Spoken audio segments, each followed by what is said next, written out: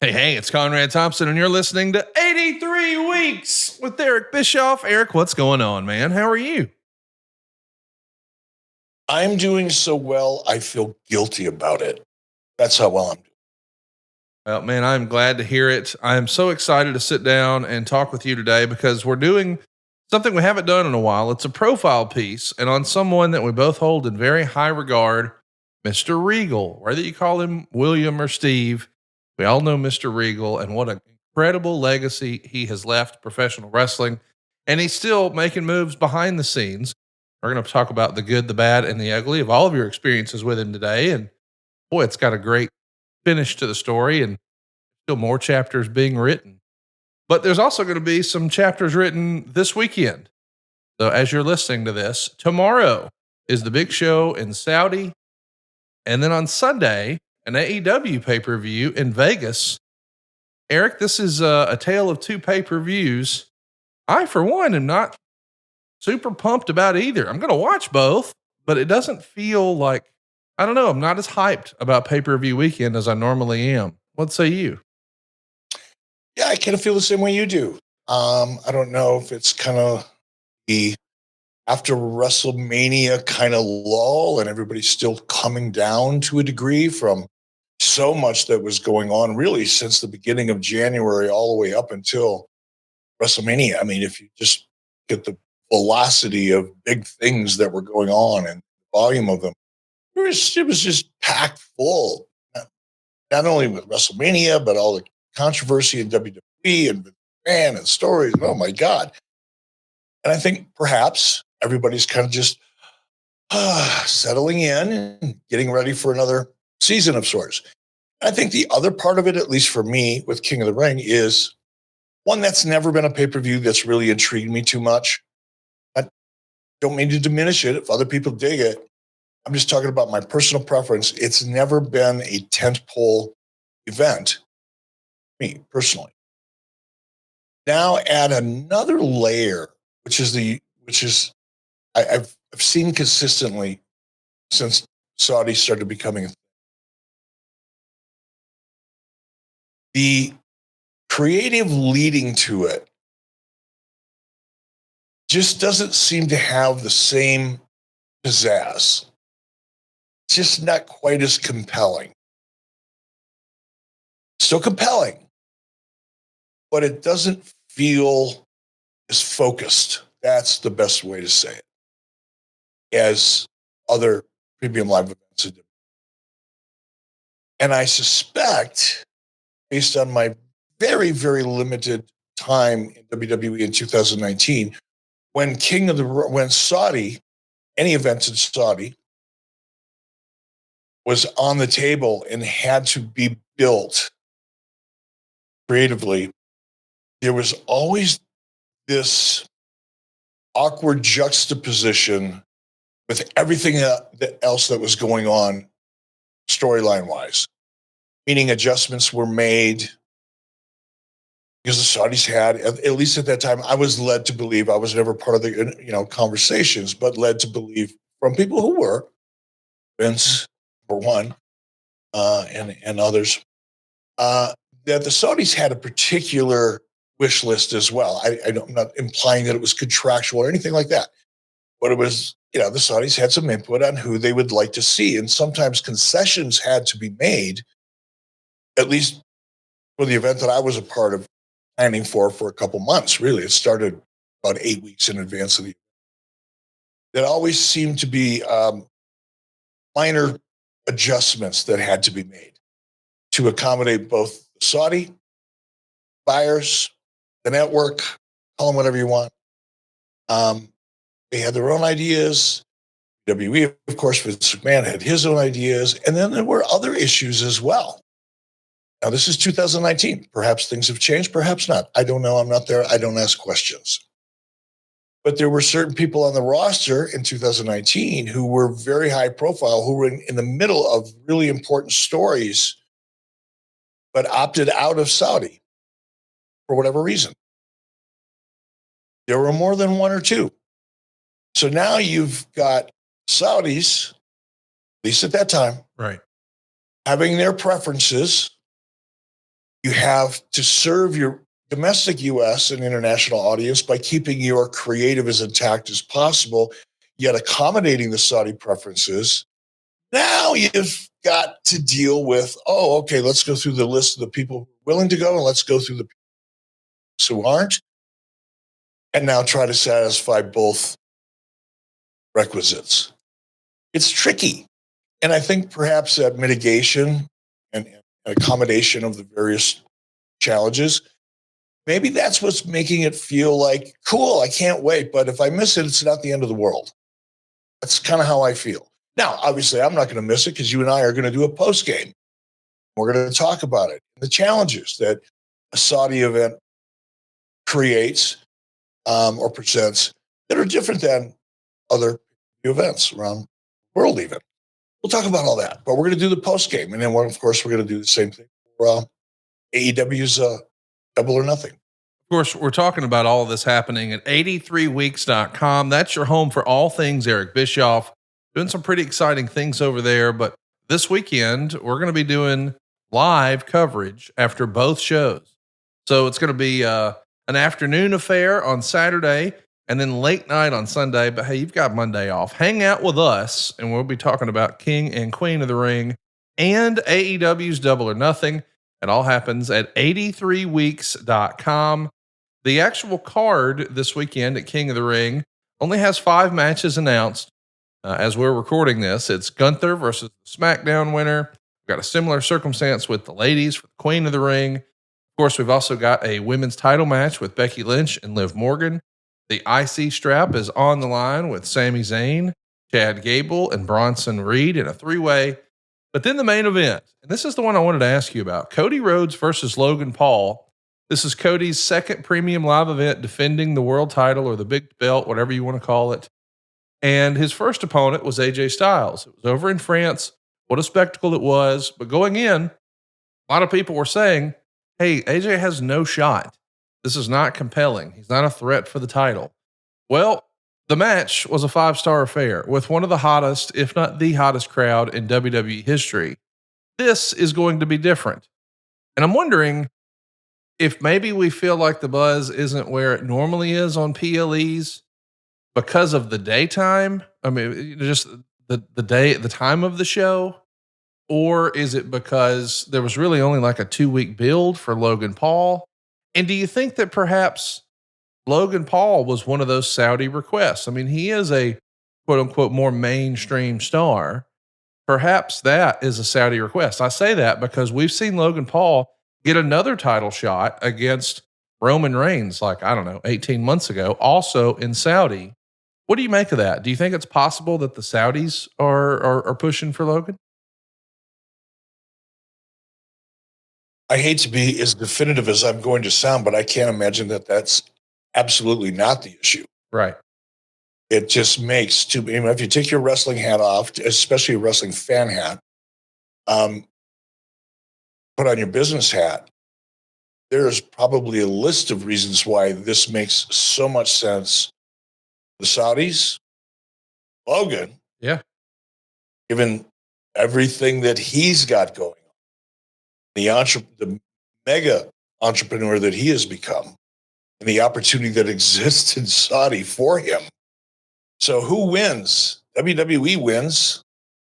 They're servicing their client and making a shit ton of money in the process. Saudis win. Logan wins. Look at Dano. We'll put a story together in 2 weeks. And that's what you've got. I would bet a lot of money, if I had a lot of money, I would bet a lot of money that would be the case. We've also got a loaded pay-per-view on Sunday. AEW has 10 matches.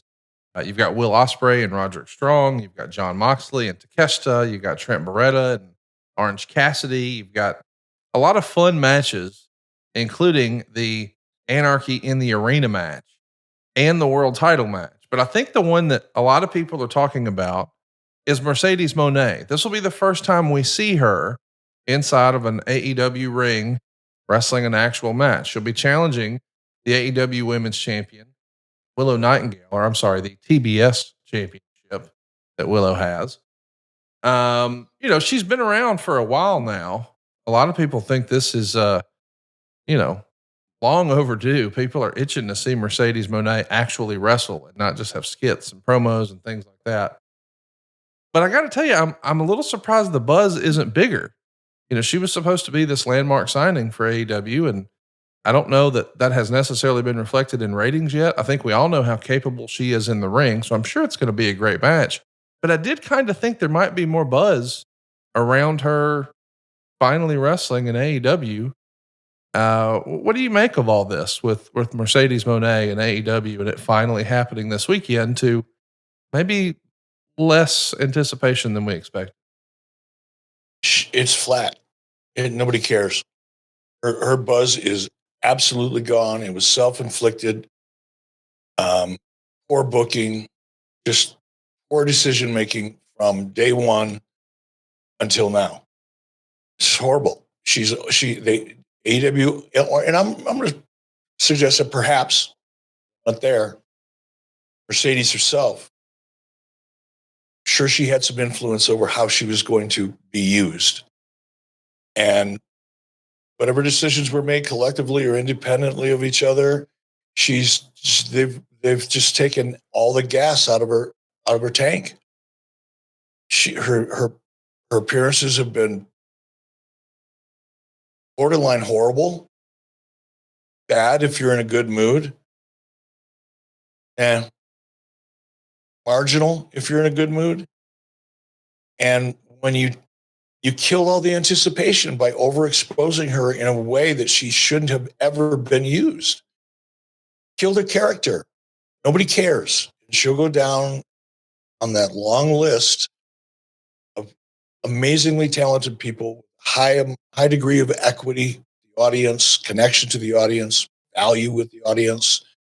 They end up in AEW, and within a matter of months, or Mercedes' case, almost months, it just doesn't matter. It's another name on the card.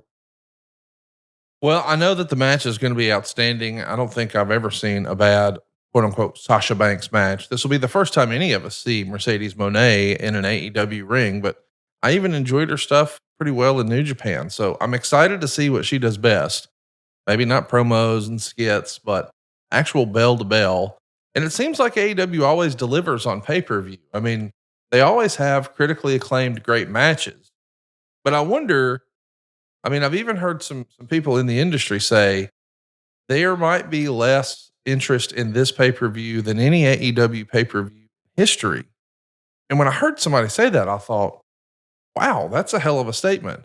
But I guess if you've been trending or taking a look at where ratings are and attendance is, it does feel like they're looking for some momentum. Do you think a strong showing on pay-per-view could be the thing that gets you some momentum, or does momentum start on television?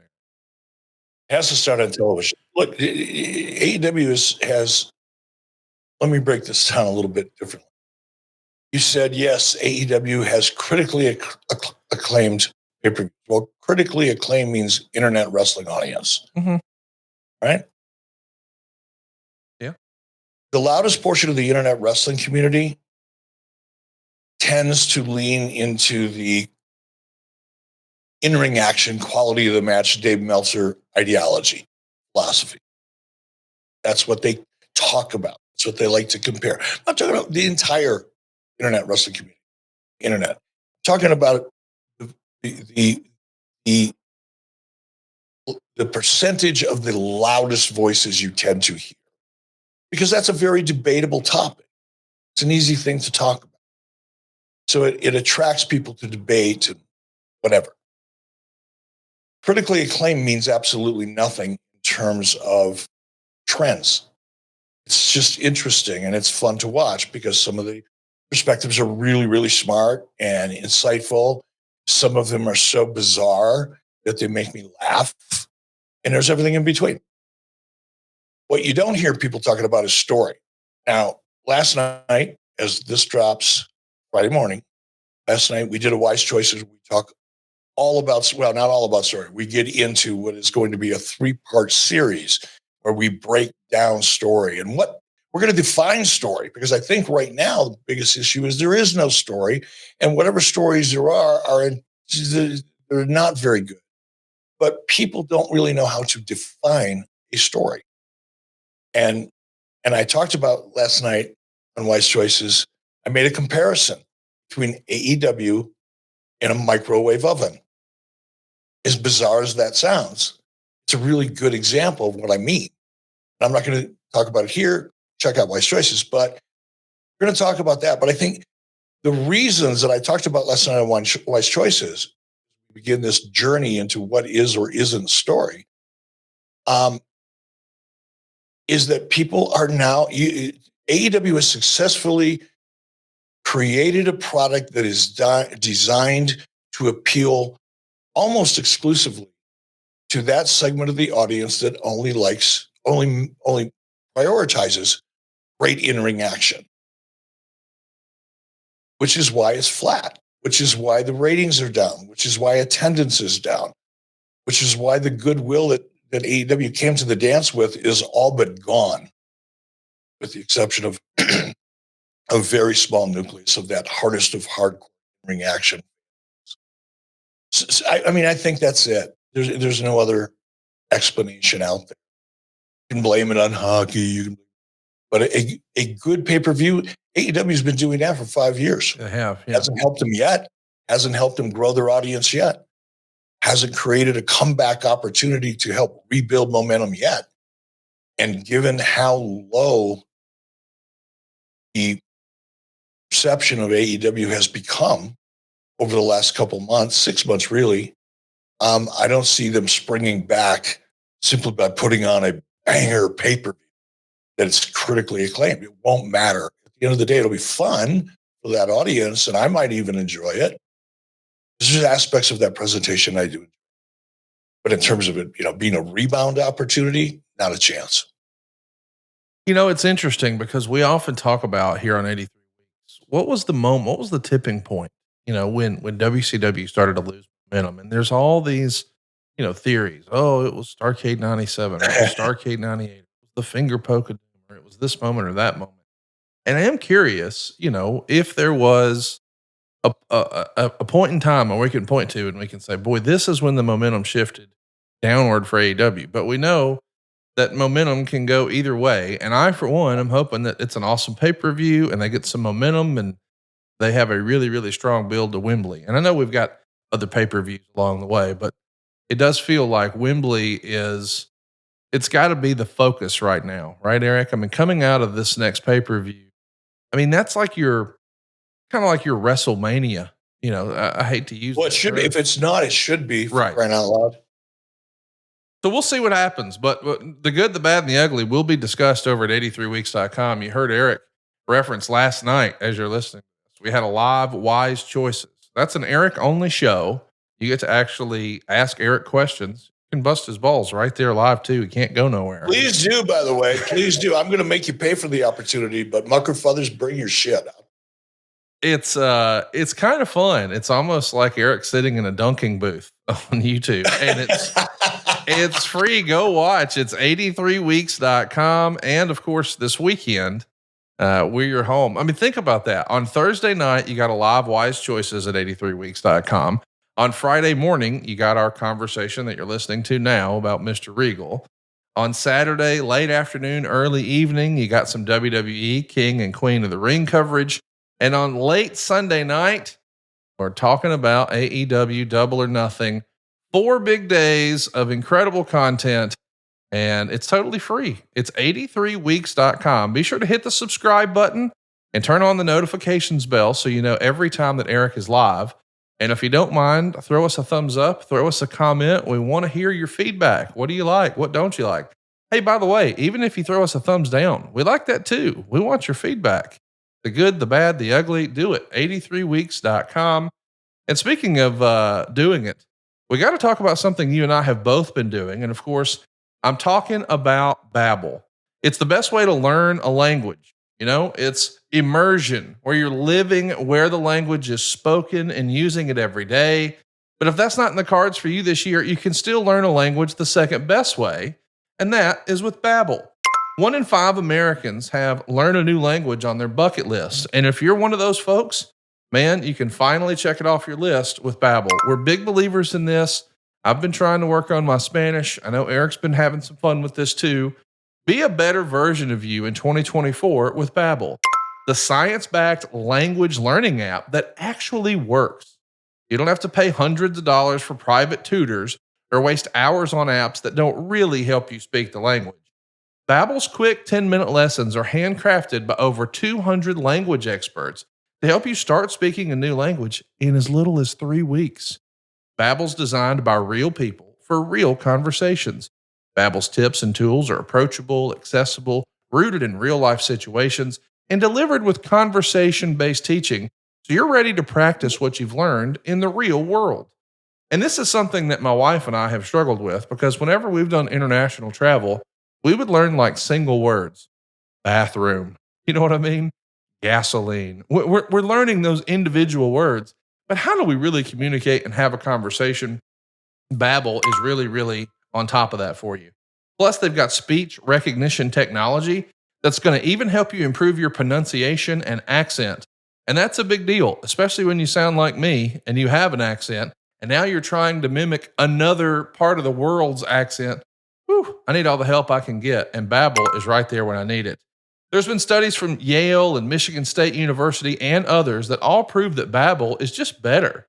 One study found that using Babbel for 15 hours is the equivalent to a full semester at college. 15 hours, dude, you could knock that out this month. Babbel has over 16 million subscriptions sold, plus all of Babbel's 14 award-winning language courses are backed by their 20-day money-back guarantee. And here's a very special limited-time deal for our listeners. Right now, you can get up to 60% off your Babbel subscription, but only for our listeners at babbel.com/weeks. Get up to 60% off at babbel.com/weeks. That's BABBEL.com/weeks. Rules and restrictions may apply.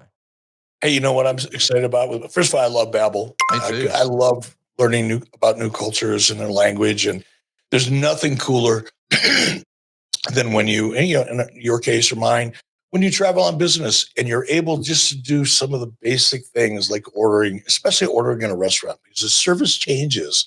When you go into a foreign country and you attempt to speak their language, this is everywhere but France. France, the bar is pretty high. But if you just attempt, you would be amazed at what happens to the level of service and attention. It's like all of a sudden they're trying to adopt you, make sure you have a good time, make sure you got everything. They help you through it just by making the attempt. And when I'm going to a different country, I always spend, the first month just babble a little bit, just so I can, if it's just ordering a beer, or ordering a meal, I ask, hear about the history of the country. But it's so cool. And here's what else is cool. And this is what I'm looking forward to the most. This is why I love Babbel. They have Babbel for kids. Believe it? And when my grandson is old enough, not there yet, he's about 3.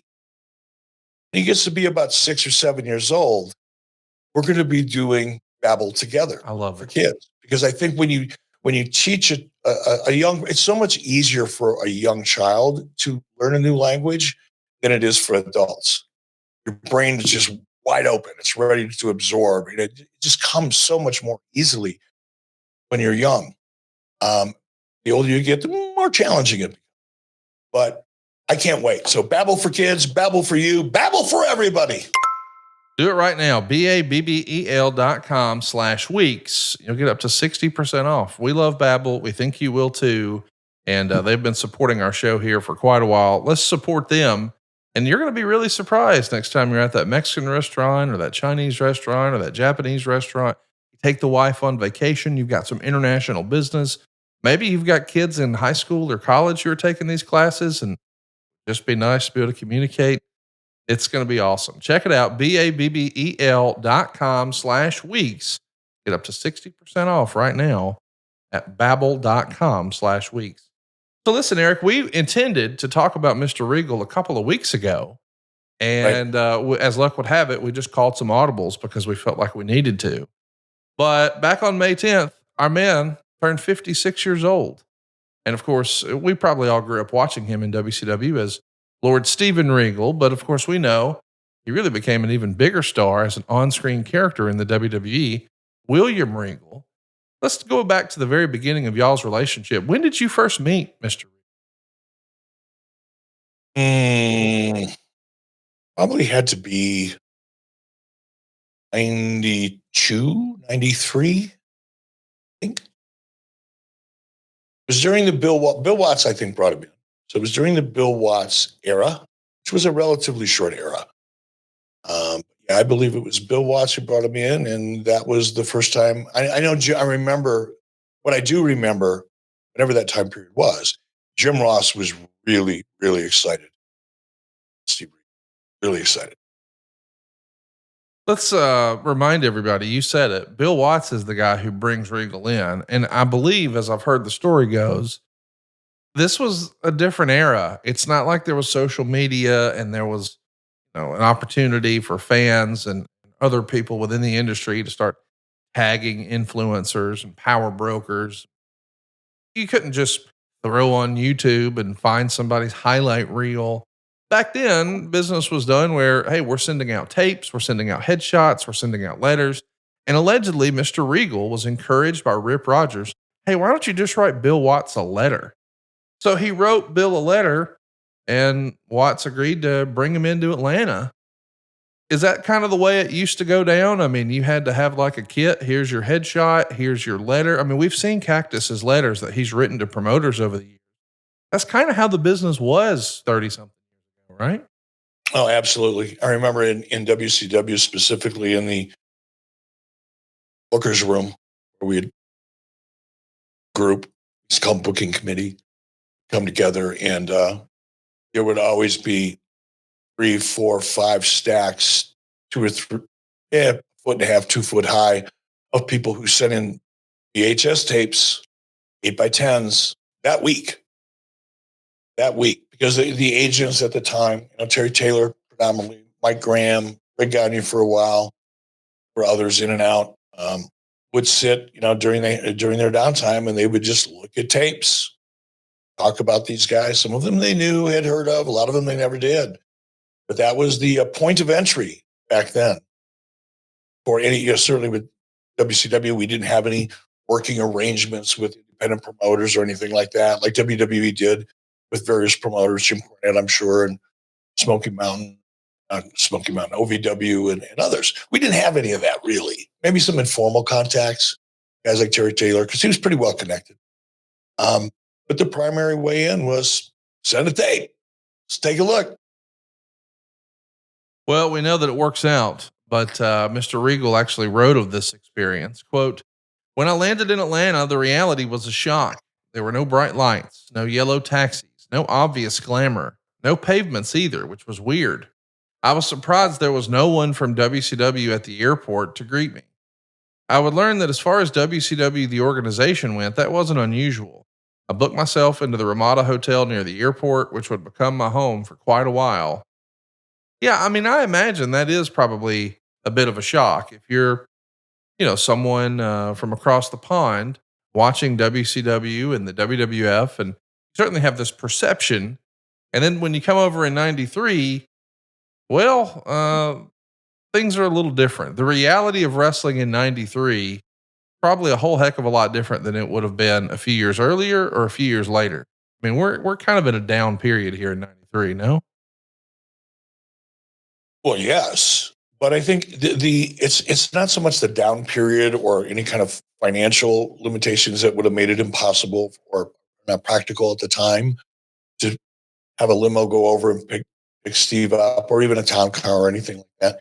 I think in fact, I hadn't read that quote before, and I find it kind of interesting because WCW never really went too far into accommodating new talent, unless that talent was Ric Flair when he came back from WWF. He got the red carpet treatment. Hulk Hogan certainly got the red carpet treatment.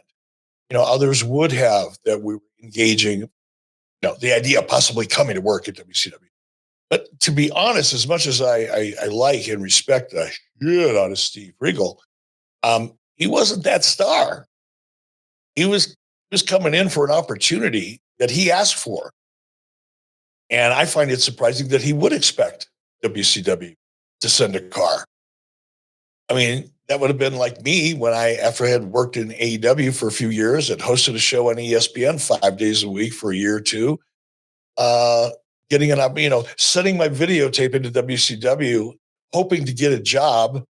When they finally say, sure, we'll send you the plane ticket, come on in, but then I got to get myself around. Nobody sent me a car. I was asking for a job. I wasn't being asked to come in. Two different things. I don't know where he landed. The last time I remember, because I lived in Atlanta in 1993, there's pavement everywhere. No doubt. There was no dirt roads anywhere near Atlanta that I was aware of, and I covered a lot of ground. Saturday mornings, DDP. Jump in he had a Mercedes, like a 450 SL, whatever it was, a convertible. Little Miami Vice looking rig. Awesome. And we would drive around with the top down, drinking beers all over Atlanta, shooting debris, talking about wrestling, how we were going to change the world. Covered a lot of ground, but I never saw any dirt roads. Not within 20 miles of Atlanta, 30. Anyway, whatever. I don't think he means dirt roads. I think he means sidewalks. Like, it's not like you could land at the airport and get on a sidewalk and walk downtown. Oh, yeah, that's different. I'm sorry. I thought it'd been pavement. It's like, where the fuck we must have landed like Warner Robins, Georgia, and took a cab. I mean, I'm not saying that's what he means. I'm just guessing. No, but that makes sense. Yeah. That makes sense. I get that. I do want to ask about, very quickly, I want to correct you. You didn't work for 5 years for AEW before tried to land a job with WCW. That was the AWA. AWA. Yeah, I'm sorry. He did write that about Ole Anderson a little bit here. And I want to mention that to you. He's talking about Ole in his book. He says, quote, he was at WCW when I arrived and he ran the company for a while. He hated Eric Bischoff and Eric hated him. Ole asked me to train his son, Brian, another good lad with talent. But as soon as Eric got the power, he got rid of Brian. It was wrong. Brian worked hard and ended up without a job because of politics. He grew sick of wrestling and ended up as a teacher. I did not remember this at all. I've read the book years ago, but of course, doing this research for our episode, that jumped off the page. What can you tell us about Ole's son and what did or didn't happen? You. First of all, and look, this was, excuse me. First of all, this is Steve's perception. This is Steve looking at the world through his eyes and making assumptions based on what he didn't know about me, that's human nature. How could he know what made me tick? How could he know who I liked, who I didn't like? How could he possibly know who I hated and didn't hate? Because, well, he didn't know me. We didn't have that relationship. Steve hadn't been around long enough.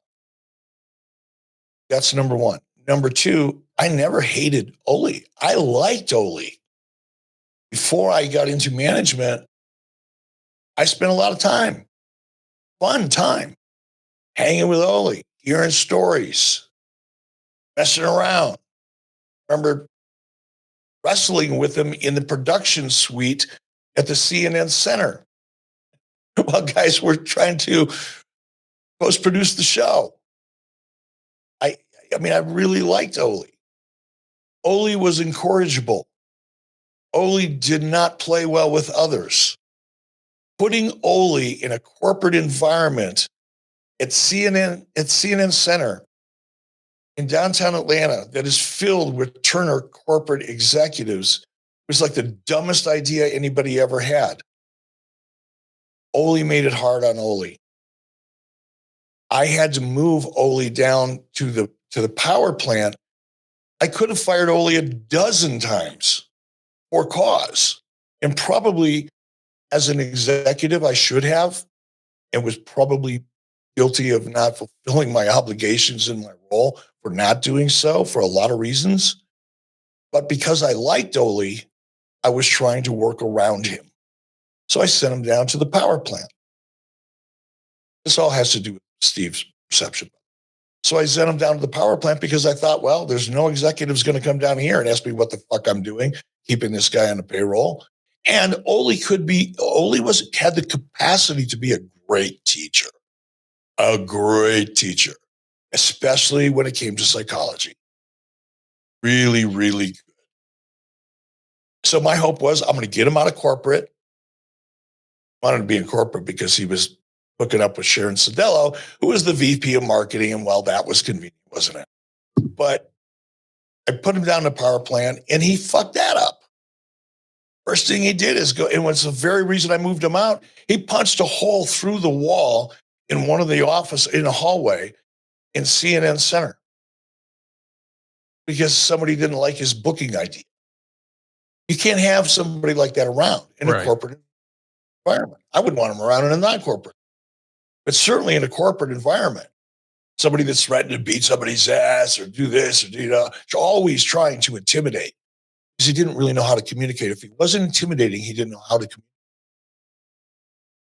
Had to be in character all the time. Shipped him down power plant. Brings all his negative bullshit down there. Blackjack Mulligan knocks him out.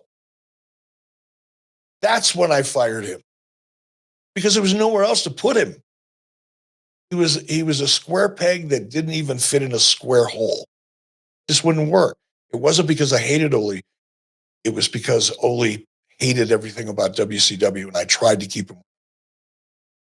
Ole bringing his kid in was just not going to work.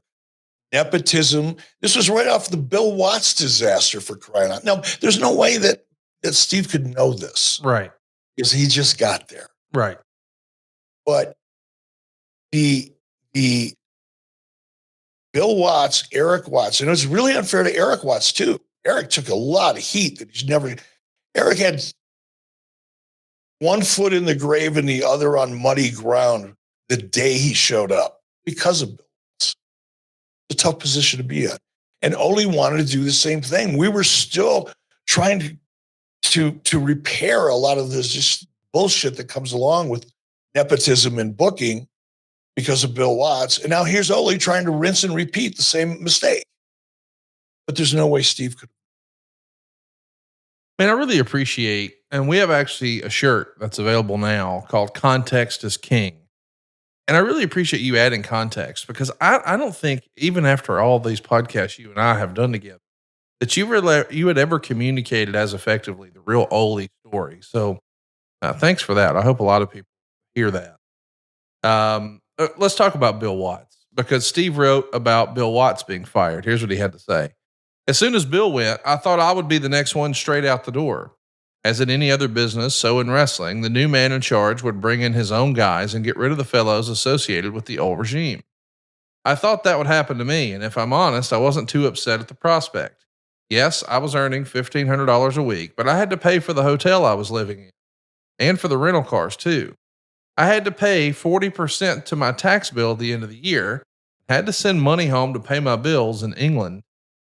And now listen, I know $1,500 a week. Boy, there's a lot of folks I know who would consider that a great living today. But again, you're not able to just have one set of bills. He's got a UK set of bills, and now he's got his US bills. It's not a ton of cash, but I think it's probably natural for him to feel pensive, maybe is the right word, about, oh gosh, Watts is out. What does this mean for me? That uncertainty in wrestling is there for a lot of performers then, now, and maybe forever, huh? Actors, actresses, musicians, anybody in the performing arts, from ballet down to wrestling. It's the nature of the beast. It's one of the things that makes it so difficult is that uncertainty.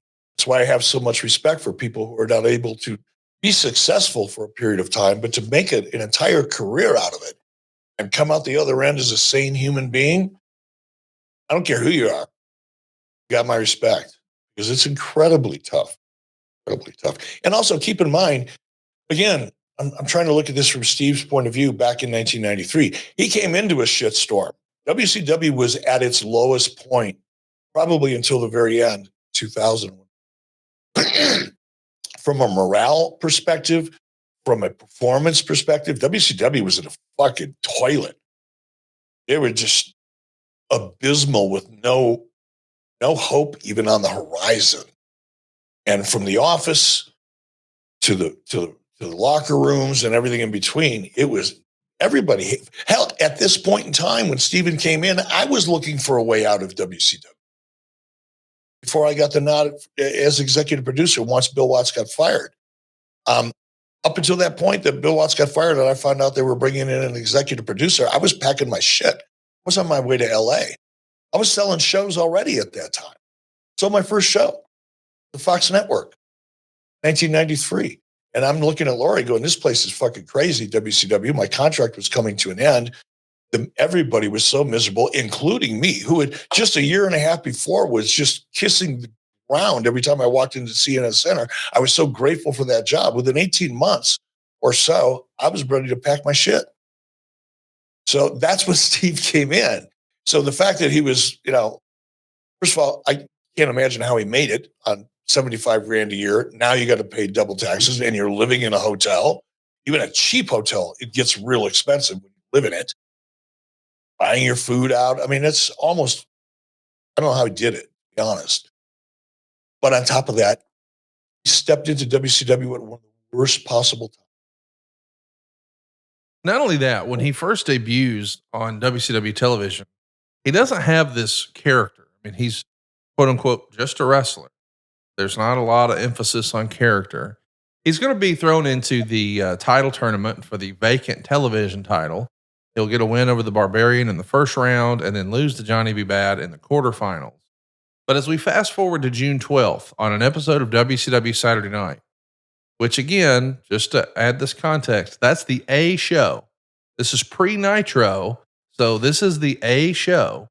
He's going to turn heel and he's going to claim descent from William the Conqueror, and Sir William began serving as his manager. Of course, in real life, Sir William is Memphis legend Bill Dundee. What do you recall about this heel turn and him becoming Lord Steven Regal? And then what can you tell us about Bill Dundee being his manager? That's really my first memory, was as far as Steve as a character, was in that Lord Steven Regal character. I don't remember watching him or paying attention to him when he was just Steve from the UK. All right. I like the character because Steve did it so well. He mastered the little tiny nuances, almost to the point of being a caricature of what that character was, which I guess made sense because it was a very animated, cartoonish type character. It wasn't a real guy. This is back in the, we're going to do what WWE does. They're doing big characters. We're going to do big characters. So I really liked it. I used to love to watch Steve prepare for a promo. Now, this is back when I was an announcer, right? Not like looking at things with a critical eye and how to make it better or any of that shit. I'm just a fan that happened to be an announcer. All I am. But I love to watch. I love to watch people that were trying to get better at what they were. And I would watch Steve, and about 10, 15, 20 minutes before he'd step up and start doing whatever he was going to do, if he was cutting promos or whatever, he would actually start, his posture would change. Like you would see him become Lord Steven Regal over a course of about 10 or 15 minutes before he actually got in front of the mic. The way he shook his little head, kept his chin up properly, kind of looked down his nose, even though he was making eye contact. I mean, it's all these little fucking things, but he was getting into that character before he stepped up to the microphone. I was so impressed with that. And you've heard me talk about little details. I said, television isn't, someone else told me this. This wasn't me. Someone I have a ton of respect for. So great television is nothing more but a great attention to little details. And I hadn't heard that back then, but I used to just watch Steve. Oh, this is pretty cool. He goes from just being polite, very soft-spoken, very respectful, very, very respectful guy, unassuming as hell. I didn't really notice him in a room. There were 10 people in a room. He might be the last person you'd recognize or notice because he just was very, very reserved and very respectful. And within about 10 minutes, and he'd just start changing, morph, become that character. It was really cool to watch. He didn't need Bill Dundee. I don't know why, nothing against Bill Dundee. But typically when you have a manager, it's because there's a flaw, a hole in the game. Talent can't really conduct an interview effectively. So you bring somebody in, like a Bill Dundee, who is good on the mic. But Steve Regal was so fucking good in promos that even then I was wondering, well, why? Is that not distracting from the person you want to focus on? Want to get the character over? Why would you have another character in the limelight that is completely unnecessary? Steve could do all of the talking he needed to do. He was really, really good. No, we don't spend a lot of time talking about Bill Dundee. And I know it's because he was never really a national television star for WCW or WWE. I know that he was on camera quite a bit, different gimmicks and presentations, but never superstar Bill Dundee, who became a real territory legend in the South. What was your experience working with Bill Dundee like, and why don't you think he gets more flowers? Do you think it's because he wasn't, on TV during the big booms on a national scale? I think that's the most obvious, right? I mean, that's the biggest reason. Probably overshadows just about everything else because he was certainly a great talent in the ring and had great success in a territory that wasn't always easy to have success in. And he was in there competing with and amongst some of the biggest names at that time. Some of them legends today. So that, I mean, I can't explain it any more than that is, bad timing, I guess. If reaching that national kind of notoriety and fame is high on your list of things to accomplish, it's pretty hard to do during that era. You're a regional guy. As far as my working relationship with him, it was cordial, but minimal. I didn't really work a lot. We never really got into in-depth conversations about creative or talent. Bill kind of worked with Mike Graham and Terry Taylor and whoever was in the room at the time on the creative side. And I stayed out of that. Wasn't involved with creative, 93, 94, really until 95. First time I put my toe in the water. So Bill's era was prior to that. Dundee's era was prior to me putting my toes in the water. And as a result, I just never really talked to him.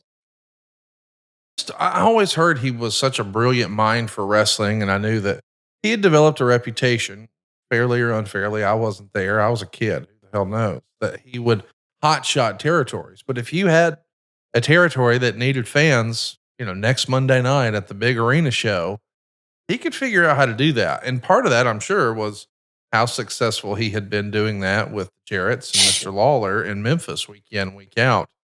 I mean, just a real legend. I mean, I think everybody listening to this knows that Jerry Lawler was like the top star in Memphis, but he also had to have someone to wrestle. And his dance partner, more often than not, was Bill Dundee. Let's talk a little bit more about Regal, though. Dusty Rhodes came up to him, according to Regal's book, and said, "We've got a great idea for you. We're going to turn you heel, and you're going to be called Lord Steven Regal." I didn't care whose idea it had been. It was going to happen. That was all I cared about. I think that's interesting that this wasn't necessarily because he did the character so well and so effectively. I think most people, myself included, would have thought, hey, this was his idea and his presentation and he brought it with him. But to be told, no, he was told and sort of dictated to, this is your new character. This is your new name. And that's what he came up with. Like, he was so good at it. I felt like it was his idea, Eric. He took ownership and bought in. And I know that Bruce has been receiving a lot of criticism for the entire run of his podcast, Something to Wrestle, because he sort of took Terry Taylor to task early on and said he didn't embrace the Red Rooster gimmick. It could have worked. Terry didn't want it to work. And people made fun of that and said, I don't know about that. But I could see this same gimmick on someone else, Eric, being a laughing stock, it not working, people making fun of it. and then we just move on as just an ill-fated idea.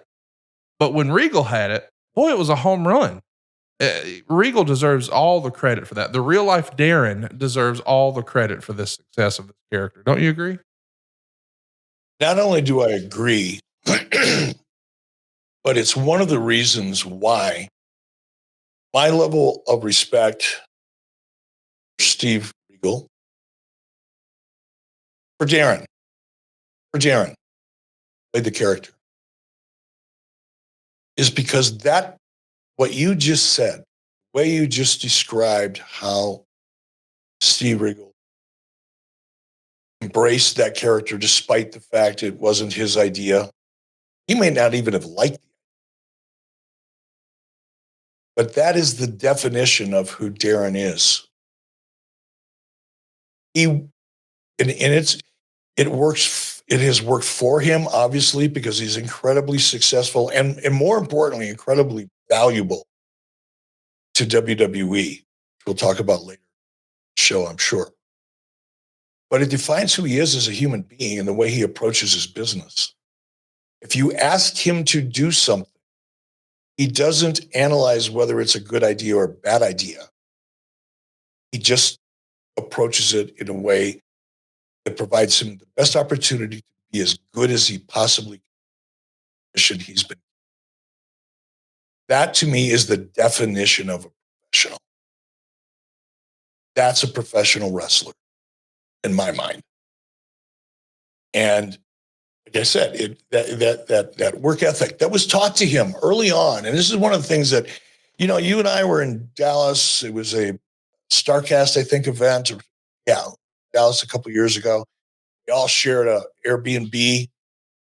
And Steve, I'm going to stick to calling him Steve now because when I have that much respect for a character, I always refer to them by their character name, not their name. So for me, it's either Mr. Regal or Steve. Same. If it's in public and there are other people around, I don't know, it's Mr. Regal. Yes. If we're very, very familiar, it'll be Steve. Never be Darren.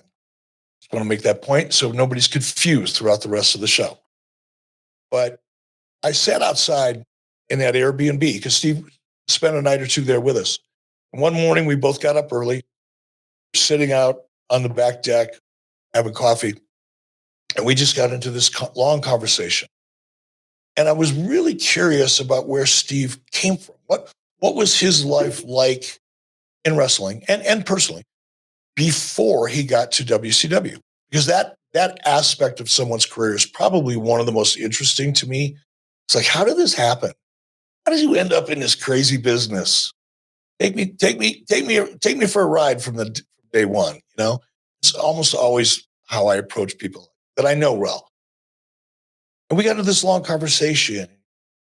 He talked to me about guys like Terry Rudge, Dave Taylor, Pete Roberts. These are all established professional wrestlers in the UK that took young Steve Regal under their wing and taught him very foundation and basics of professional wrestling at that time in the UK, and work ethic and being a professional was at the top of the list. Nothing else mattered if you weren't a professional in the ring and out of the ring. And I think Steve Regal has carried that philosophy, belief system with him to this very day. Because he had some ups and downs in between. Sure, it's life, Pucker Fathers. We all have it. I certainly have. Continue to have. Just life. Steve, because of the way he was brought up at 16 years old. There were periods of time at 16 years old during the summer. I had to write it down. He told me there were so many matches. He was working 5 days a week, 3 shows a day for 20 weeks at 16 years old. That's talk about blowing your mind. Think about that. That's how he learned. That's where his foundation was built. That's where his philosophy with regards to the business was built and how he reacts with people. and how, when given a task or a character in this case, just do it. If it's, here's your match, here's your opponent, it's 10 minutes long. It doesn't come in at 9 minutes and 45 seconds. It doesn't come in at 10 minutes and 40 seconds. It's in at 10 minutes because that's what you asked of him. More on that later. Well, something we're all asking of you guys is, hey, do us a favor and check out Signos. It has been a game changer for us and so many of our listeners, and we want you to take a look at it. And if you're on the fence about, hey, is this the year that I'm going to start taking better care of myself, or do I need to make some changes? Let me just go ahead and give you a life hack. Signos can help. This is a way where you can keep track of your glucose levels. And it's something that I have to admit I was ignorant to. And let me explain why this is important to you, me, and everyone listening to this. The CDC estimates that there are approximately 96 million Americans. That's like more than 1 in 3 adults who have pre-diabetes. And sadly, of those with pre-diabetes, more than 80% don't even know they have it. Now, I've learned through this process that foods that are high in carbohydrates raise your blood sugar more than other foods. During digestion, the pancreas produces insulin, which then binds the sugar in the blood and takes it into cells as a source of energy. Now, if you have pre-diabetes, what happens is the sugar begins to build up in the bloodstream rather than fueling the cells. And that's where insulin resistance occurs, and that's believed to be the number one cause of pre-diabetes.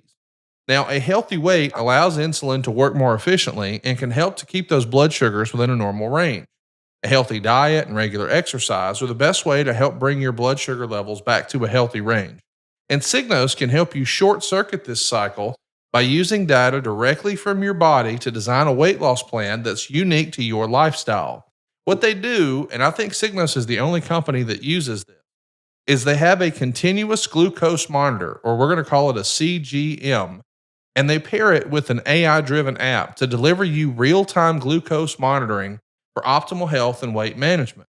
What I'm trying to say is with Signos, you can literally see which foods will cause your blood sugar to spike above reasonable levels and get real-time alerts to do a bit of exercise to get them back down. On average, people make about 227 food choices a day. And you're going to learn the difference with Signos between stress eating and physical hunger. You're going to be able to better manage your energy throughout the day and sleep better at night. You'll meet your weight loss and health goals with your unique to you data. Signos has this unique to you program that is fantastic for weight loss, is backed by growing scientific research and scientists that all point to the fact that stable glucose has to be a key part of your overall health. And my wife, in her real life, does medical research. So when this showed up to the house, because we've got all of our sponsors, as soon as she unboxed it, she said, Conrad, this is the real deal.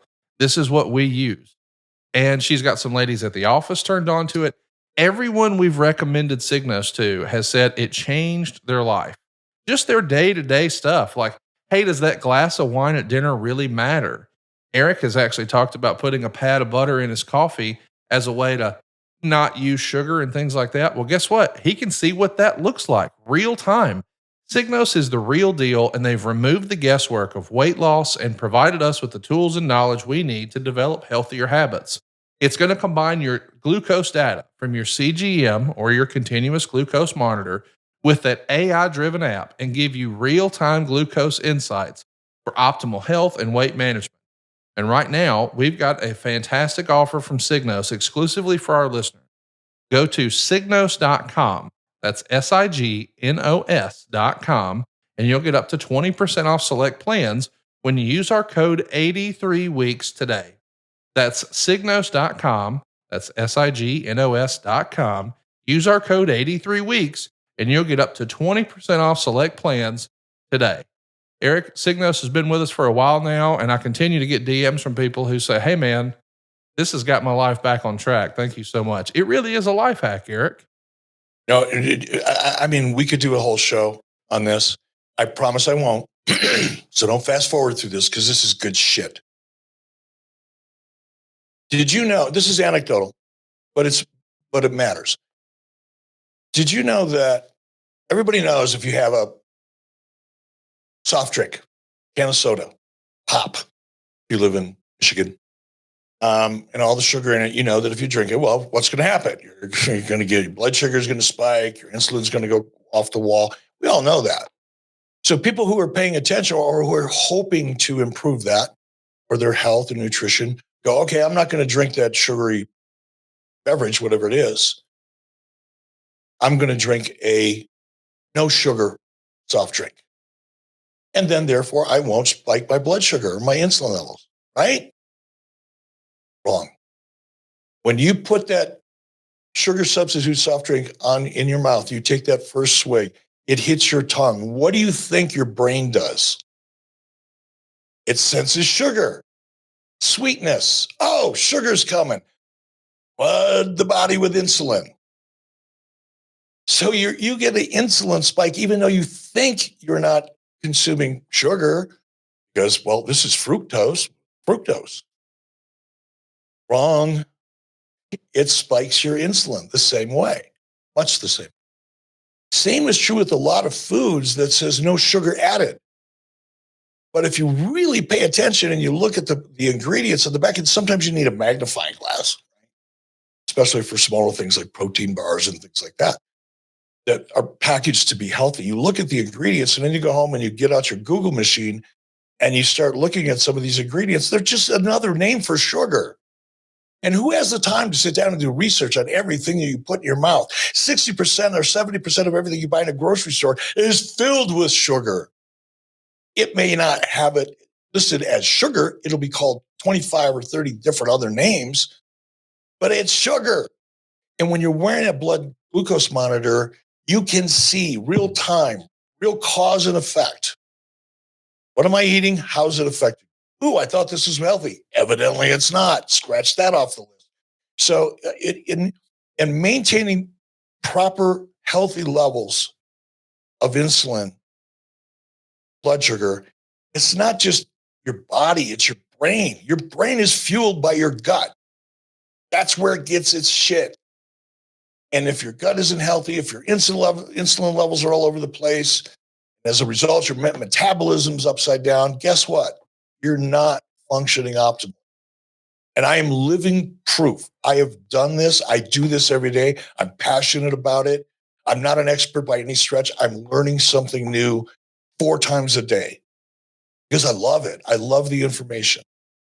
I think managing your blood glucose with this product with Signos is one of the best things you could possibly do for yourself or someone. Check it out, signos.com. Be sure to use our promo code 83 weeks. Get to feeling better. And man, life gets a little easier. Check it out, signos.com. Hey, so let's talk about the heel turn. We know that this is the match that starts the fire for Regal and the rest of his wrestling career, probably. He's going to continue on his path of his lordship, if you will. But what's fun is to hear who he traveled with behind the scenes, because you have this perception of this character that you see on TV. I know I did. But then you find out, wait, he's sharing a car with Steve Austin, Mick Foley, and Brian Pillman. This guy's a cut up. I mean, that is not what you expect from this character. I mean, these are guys who, well, they have a little fun. They have a reputation for being fun. And that's just not your perception of Regal. But the real life Darren, or as we're going to call him here today, the real life Mr. Regal, boy, he had to have a blast with that carload. My goodness. Had a blast, and how much that carload of friends could learn from Steve. I mean, this is a guy, Steve Regal wrestled in sand pits in India. Like that was a thing. Can't remember the name of the style, but it's a style of Indian wrestling that was very common. And Steve would go there and wrestle as a professional. Now, Steve was in there and these were shooters of sorts in this. It was a legitimate sport. It wasn't professional wrestling as we know it here today, or even now in India. This is pre-WWE influence, really. So and I've never seen it. I'm going to pursue my Google machine and watch them because it sounds fascinating. But they put this young kid, Steve Regal, in there with these athletes because it was a legitimate, like judo. Indian judo, I guess, is the best way I could describe it based on what I've heard. And Steve would wrestle in these sand pits. Well, these sand pits were filled with, I think it was turmeric spice. It's yellow because the turmeric acted as a antibacterial thing, and so you could wrestle in the sand. You're all sweaty. You're outside, and it would blend in this turmeric with the sand so that you wouldn't get infected if you got cuts and all that kind of stuff. And it was really cool, except for the first time Steve did it, he came out of the pit and he was yellow because the turmeric got all over in his skin. Took him forever to get it out, but he wrestled in sand pits. He wrestled in sand pits. You know how they got paid? It would be out in the middle of a field somewhere, and they would pass a bucket around, and people would put whatever they could in the bucket, and the wrestlers would split it. Talk about a payday. Can you imagine? There's so much fascinating shit about this guy. So the guys in that car with him, Austin, I mean, that's a life experience and a wrestling experience that I'm pretty sure they hadn't heard before. And that kind of, you've heard wrestlers talk about, I have since the beginning of my wrestling time. Some of the best ideas were in a car, drinking a couple beers, going from town to town. They were collaborating. They didn't call it that. They were shooting shit and having a good time, but essentially they were collaborating.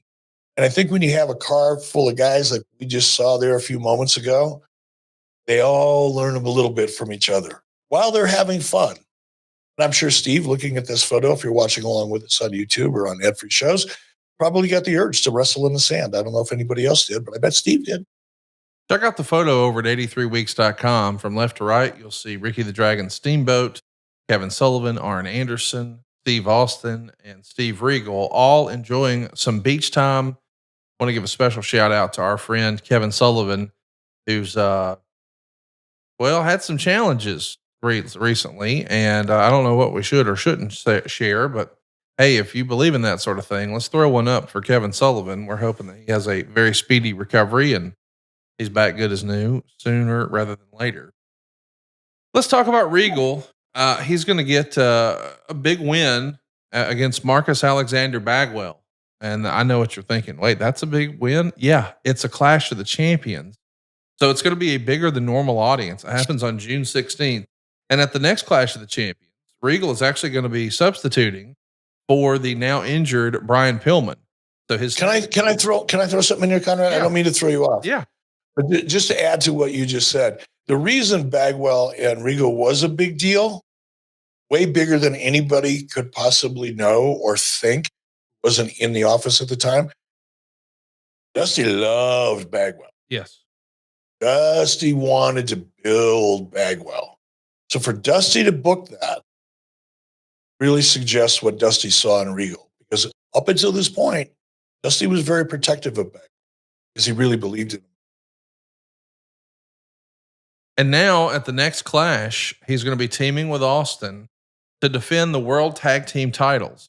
So as a reminder, Austin and Pillman are the tag champs, but with Pillman out, Austin looks to Regal to substitute. Regal catches the pin. So the tag titles are now switching hands to Arn Anderson and Paul Roma. It's Regal who was pinned. That ends the Hollywood Blondes run. But still, he's in he's in a tag team title match. He just beat Bagwell at another Clash. He's getting some momentum here. And at Fall Brawl 93, he gets his biggest win to date. He's going to get a win over Ricky Steamboat, and he becomes the television champion. He also unknowingly breaks his neck during the match as well. I mean, process this. You've got your biggest break yet. It's a pay-per-view. It's for a singles championship. You're going over. But oh, by the way, you broke your neck. Boy, that's the ups and downs of pro wrestling in a sentence or a story, is it not? That's what makes it such a tough career. I mean, everything can be going your way 1 minute and then boom, you're on the sidelines or starting over in some cases. Of course, we at home would think, hey man, he's the television champion. That must mean he's on his way up the card. I mean, that is the way it looks, right? But Steve Well, wrote, I was holding the belt in my hands backstage, walking on air, when Arn Anderson saw me and started laughing. What are you laughing for, Arn? I asked. And he said, that's the kiss of death belt. I soon learned what he meant. Yes, it's a big win on pay-per-view. Yes, he's a new champion, but well, Arn had his time with that title and been around long enough to see that maybe that didn't always go the way you hoped. Regal would write. you know what? You know what's so sad about that, Conrad? Number one, it's sad because it's true. But what's sad about it as well is that what Steve initially felt is the way he should have felt if WCW at that time was functioning properly. If that belt actually had value and there was a strategy that came with that belt because it had value, then Steve's feelings in that moment before Arn deflated it is exactly the way he should have felt. And business would have been a whole lot different in WCW if that would have been the case. But unfortunately, it wasn't. It was just something to put on TV so you could say you had a championship match. Regal would write, it earned the name because whoever was given it kept the thing for a long time. They would have to be very talented because they would have to work with everybody, work a lot. You would be on every single show because it was the TV title, meaning it was be defended on every TV show. And sometimes you would tape 3 TV shows one night, which meant wrestling 3 times in the same evening. With run-ins and interviews, your nights on TV would become nonstop. So I get why certain performers would think, man, that's a lot of work. I don't know if I want to do that. But on the other hand, hey, it's a lot of TV time. It's a big opportunity. And from a WCW perspective, it means they had a lot of confidence in Regal, right? Yes and no. I think, yes, they had a lot of, Dusty, everybody loved Steve Regal. Everybody saw the potential in him. He was a pro's pro. And everybody gets comfortable with a pro's pro very quickly. And he could have some very exciting, very interesting, in a different style. He brought some of that Billy Robinson, the British style, whoever he was influenced by. He brought that style to the ring, which was different than a lot of the other characters that we saw. So there was absolute value there for sure. But I don't think the company took advantage of the opportunity, and nor did, and because the company really didn't, neither did Steve Regal take advantage of the opportunity of that television time, because from a creative point of view, we weren't utilizing Steve's exposure to maximize him as a character. We were utilizing Steve in his role to create television. 2 different things. Yep, you can put him on TV. You could say you're having a television title match, therefore people should watch because there's stakes, presumably, although they never put any value in a title, so the stakes were more of an illusion than a reality, obviously. But what could have been and what should have been weren't anything close to the way we used to. We used him just as a utility player that happened to have a belt, as opposed to let's build the fuck out of this guy so he's ready for the next step. Well, we know that he's going to get lots of television time. And as a reminder, the TV title is one of those deals where, you have to win the belt in a certain number of minutes. So we start to see a lot of 15-minute television draws, including one with Davey Boy Smith, the former British Bulldog, at Halloween Havoc. They go the full 15 minutes. We've mentioned before, as we covered that episode, that the timing was off due to the timekeeper and going on in the back. But this idea of time limit draws as a storytelling device is not something we really see much of in modern wrestling. What did you think of that then? And do you think that it could be effective now in 2024? I liked it then. I think it could be even more effective now because it's framework. It's the foundation of a potential story from the beginning of the match to the end of the match. The stakes are inherently there. It's not only a battle against your opponent, it's a battle against the clock. So just from a storytelling kind of psychology perspective, there's enough meat on that bone that as an announcer, I can tell a story that'll be at least more interesting than the story you just heard or the one you're going to hear next because it's different. I think that's as valuable as that was back in 1993. I think value of that strategy, that creative strategy, 15-minute time limit championship matches on a regular basis, I think it probably has more value today than it ever has, because today what we see too much of everywhere, I'm not picking on anybody here, is very little framework, almost no stakes. Rules are pretty much out the window. Sometimes they exist, sometimes they don't. And I think adding some parameters and some stakes to matches like this could make them really, really interesting in their own unique way. He's going to have a bunch of great matches here with Johnny B. Bad, Ricky Steamboat, Dustin Rhodes, Brian Pillman, a whole host of characters, but there's really no story. He's just this sort of snotty Englishman who's the television champion. But then in the spring of 94 on Worldwide, he challenges Ric Flair to a best of 5 series under Queensberry rules. Regal's going to lose to Flair with 1 win, 2 losses, and 2 draws. I mean, Flair is your top star here in 94. Of course, until Hogan. But for him to say, hey, I want to work with Regal, boy, that's pretty cool for Regal. I mean, you're wrestling someone who's considered at the time to be the best wrestler in the world. And now you're wrestling him on television in a series of matches. This is a big deal for Regal and for WCW for him to have this opportunity. What do you think Flair thought of working with Regal? I think Flair saw Regal as a fantastic opportunity for Flair. As well, he should have.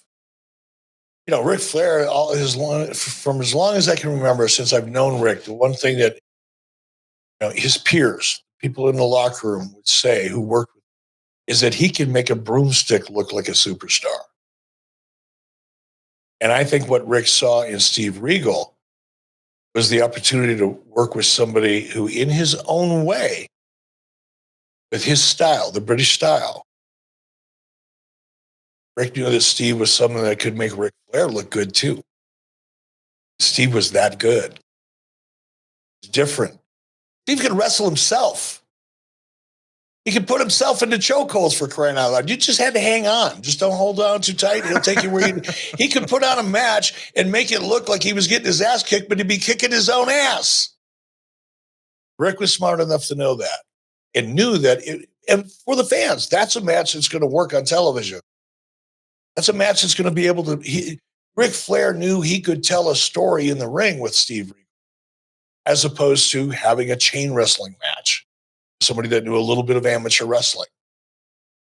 It's a whole different game here. And I think, I don't know, I never talked to Rick about it, but knowing Rick a little bit and how he approached things and how he looked at talent around him and knowing what Steve brought to the table, I think it was like best of both worlds.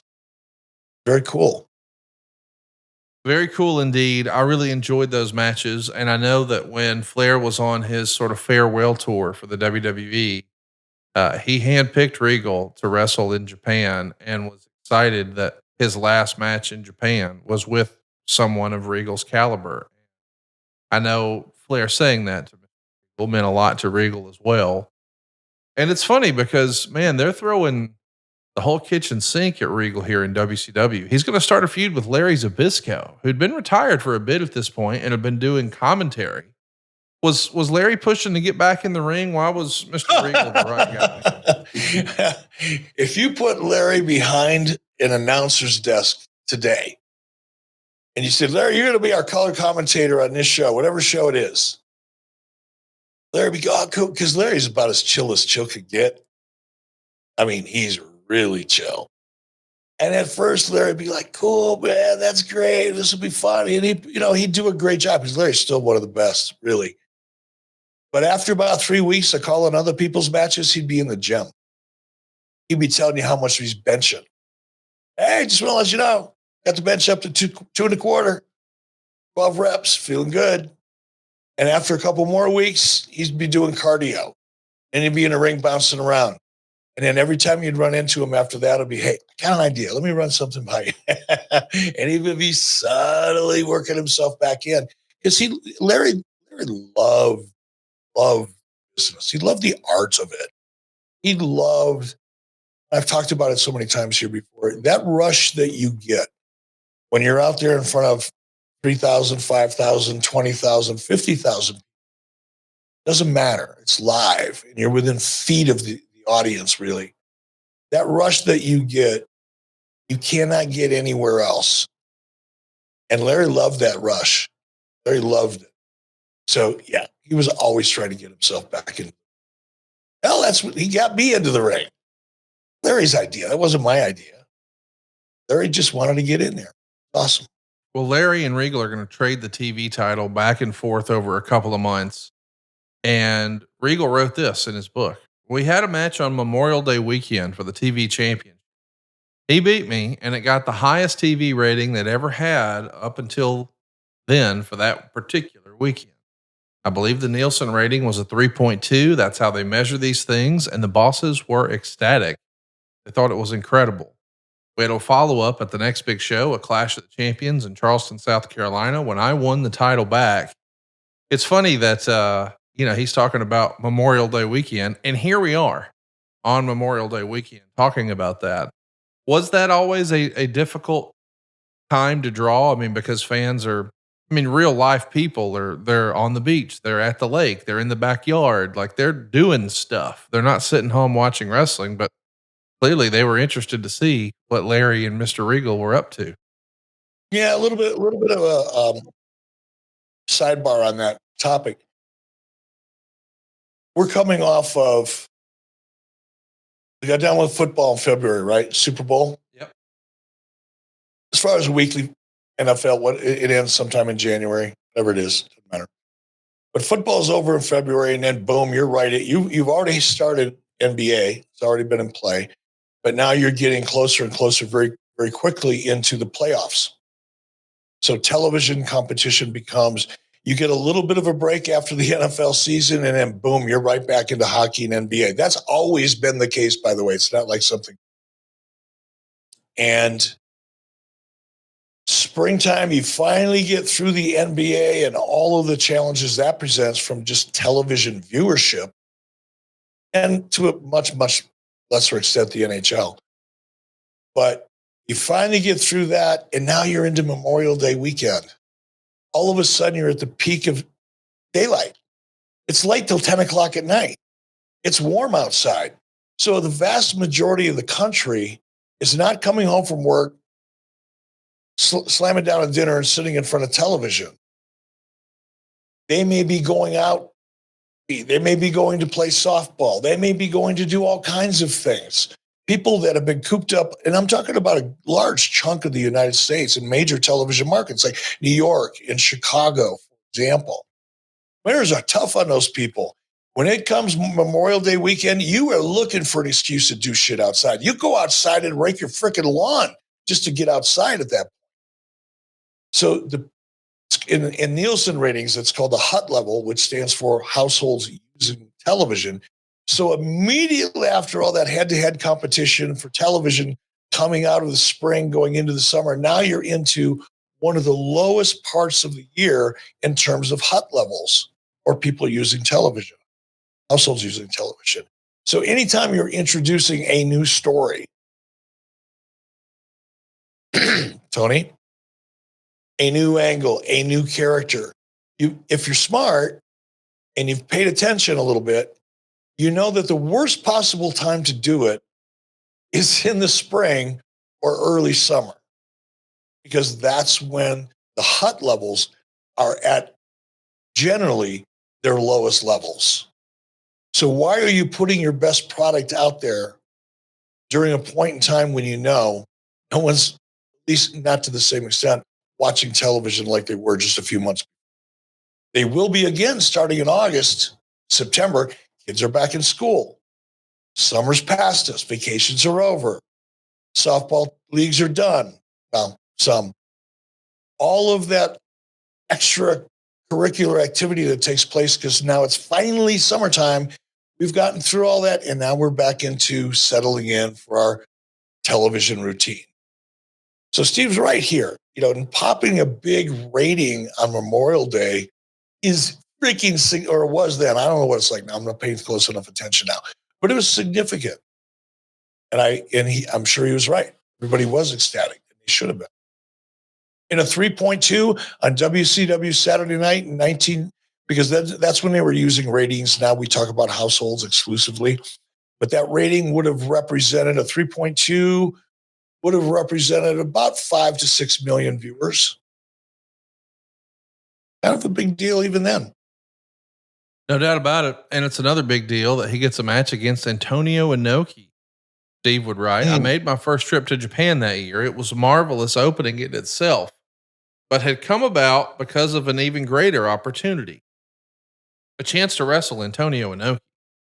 WCW was trying to set up a talent swapping deal with Inoki's company, New Japan Pro Wrestling.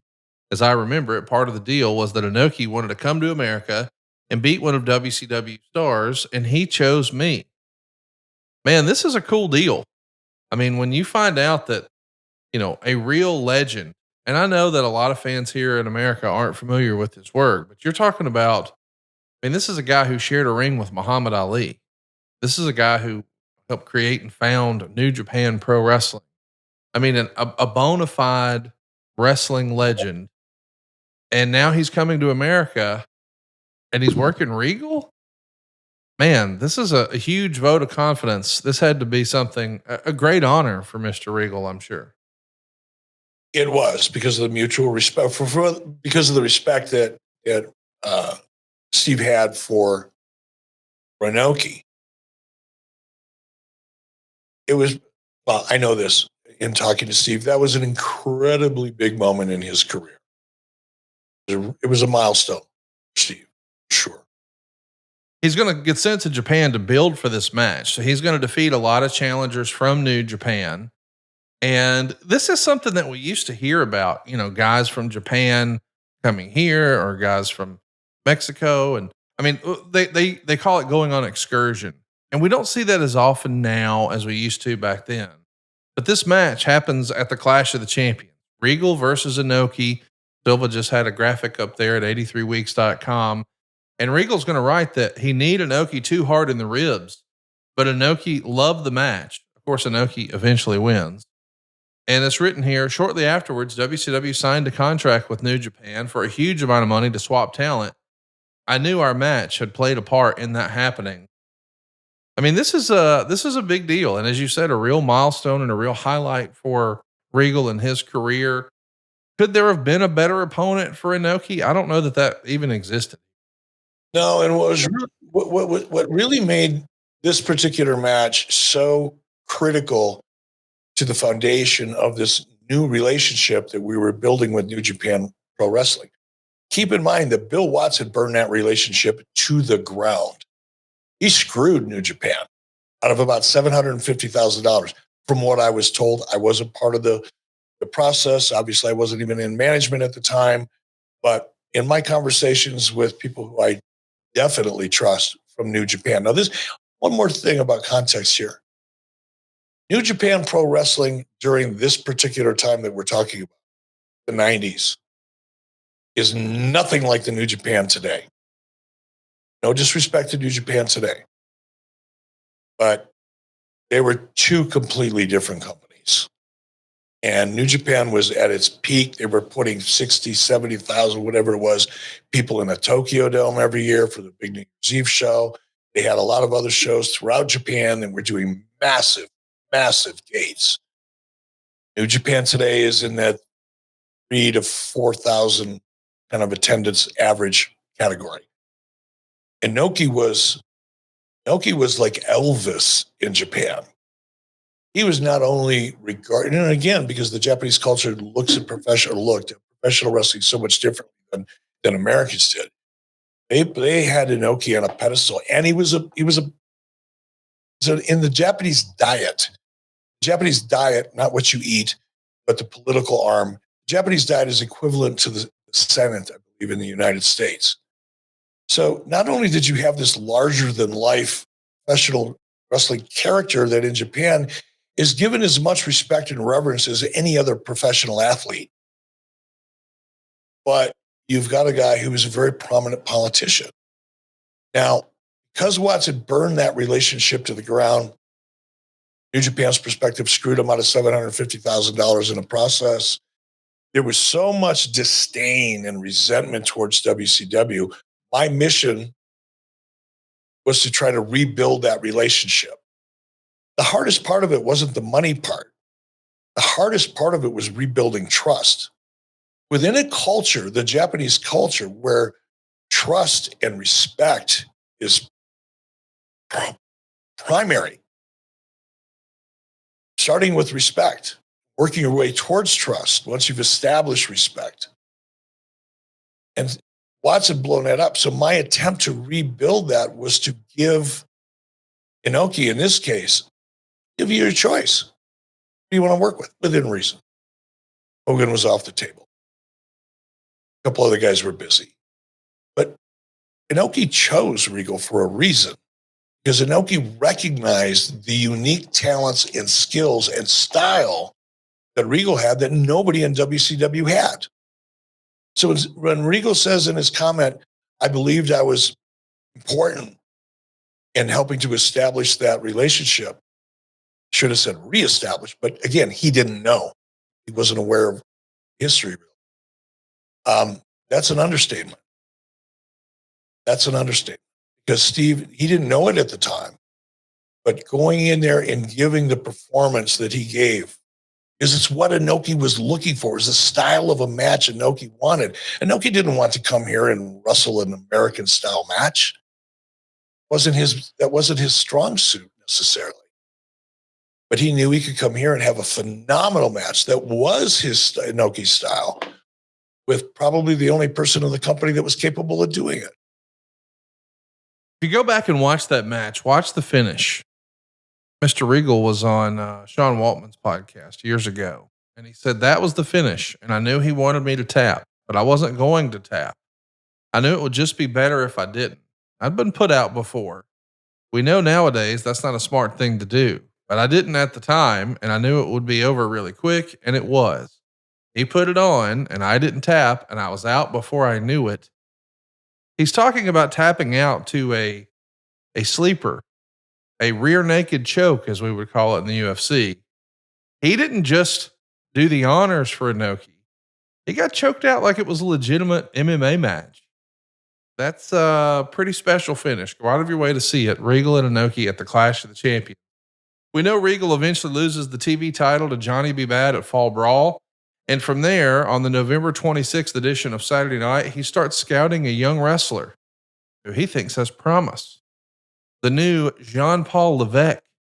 He wants him to be his tag team partner. Eventually, they form a tag team.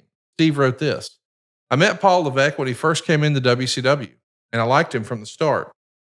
I didn't know then he would become Triple H, one of the biggest stars this business had ever seen, but it was obvious he was going to do well. His attitude set him apart straight away. He had a real desire to get on and love for this business. I like anyone who has that. I don't meet many people like that these days, but they're the ones who succeed. We used to train together at the power plant, WCW's training facility in Atlanta. Of course, we know now, boy, that's a relationship that has bared some fruit for Mr. Regal and Paul Levesque. These days, they're both working behind the scenes in WWE and real power brokers. But it is interesting that while Triple H is the top dog these days in WWE, once upon a time, he was looking, hey man, help me out. And who else but Mr. Regal was there? What a cool story that is, especially with the benefit of hindsight, is it not? It really is. And it's fascinating to watch. Fascinating to see where both of these individuals are at, because they both have the same work ethic. They both approach the industry the same way. And I think over time, I would imagine, I don't know, I don't talk to Paul Levesque on a personal basis, but I would imagine Paul has learned to have even more respect for Steve Regal and what Steve can contribute. And I talked about that at the very beginning of the show, and I said more on that later.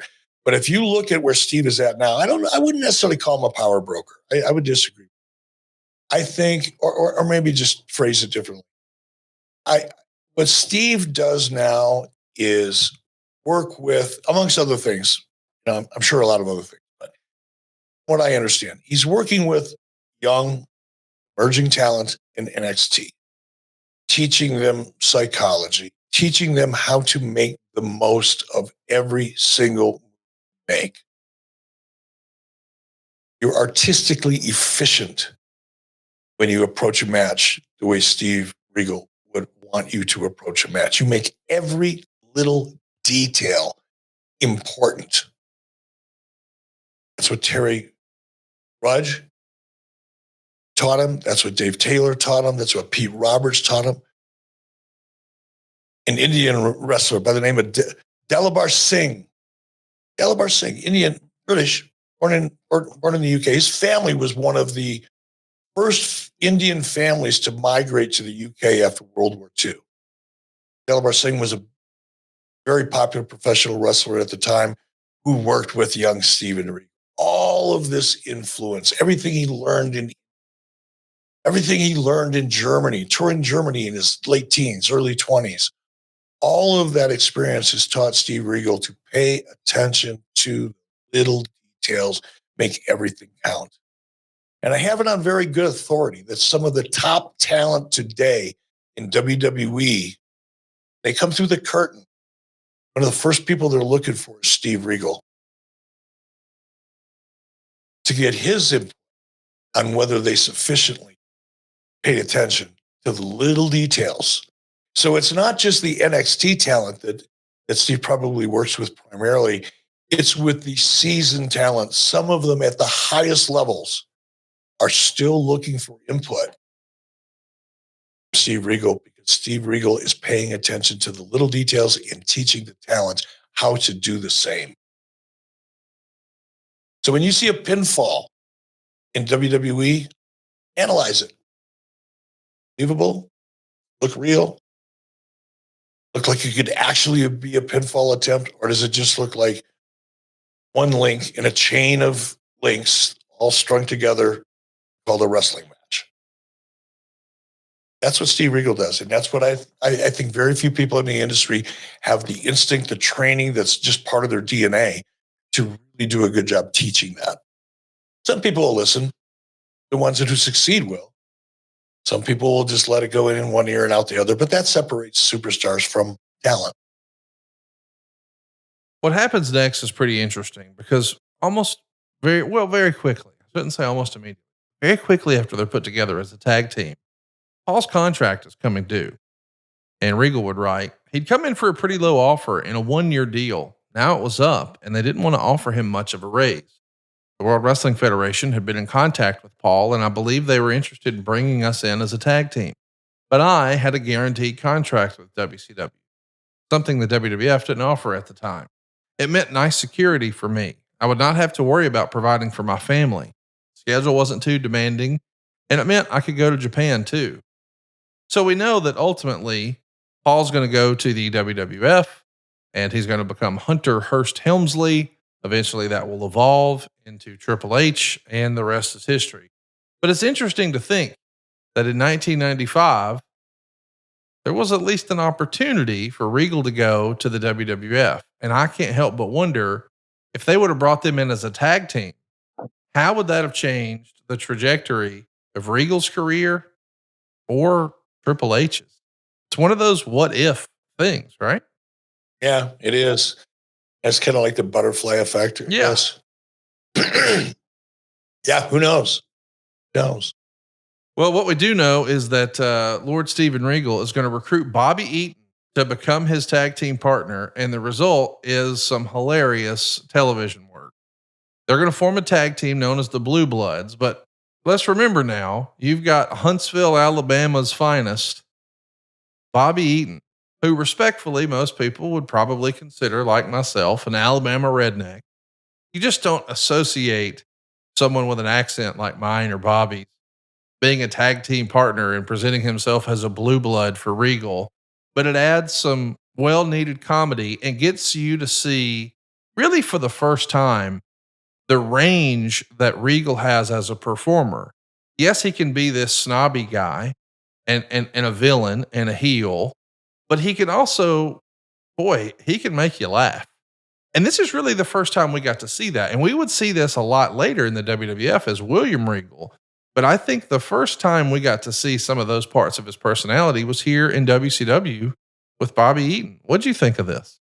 I absolutely loved it. I love it more now than I did then, which pisses me off. Now I wasn't booking back then, so I'm not going to beat myself up too much, but I really love it now. I mean, you look at, first of all, if you were casting a wrestling sitcom, Yes. you probably would cast Steven Regal and Bobby Eaton because it's like a buddy cop movie. You need two contrasting characters. The Odd Couple. You need the odd couple, right? So right off the bat, you've got amazingly contrasting first couples, a couple team. Now let's add their ability into the mix. Between Steve Regal and Bobby Eaton, that combination is such a phenomenal team in terms of their ability to tell a story and just create believable matches that suck you in because you're drawn into the story. And in this case, maybe a little bit of the humor too. Just awesome. It was just so awesome. Loved it. I don't know who brought them together. I don't know whose idea it was, but it was a phenomenally good idea. Here's what Regal would write about this tag run, Bobby. Bobby and I had a great run. We worked with lots of talented people. Armstrong, fantastic. The main WCW tag teams then were the Nasty Boys, Harlem Heat, Bunkhouse Buck, and Dick Slater, who worked with Robert Fuller as their manager, Colonel Parker.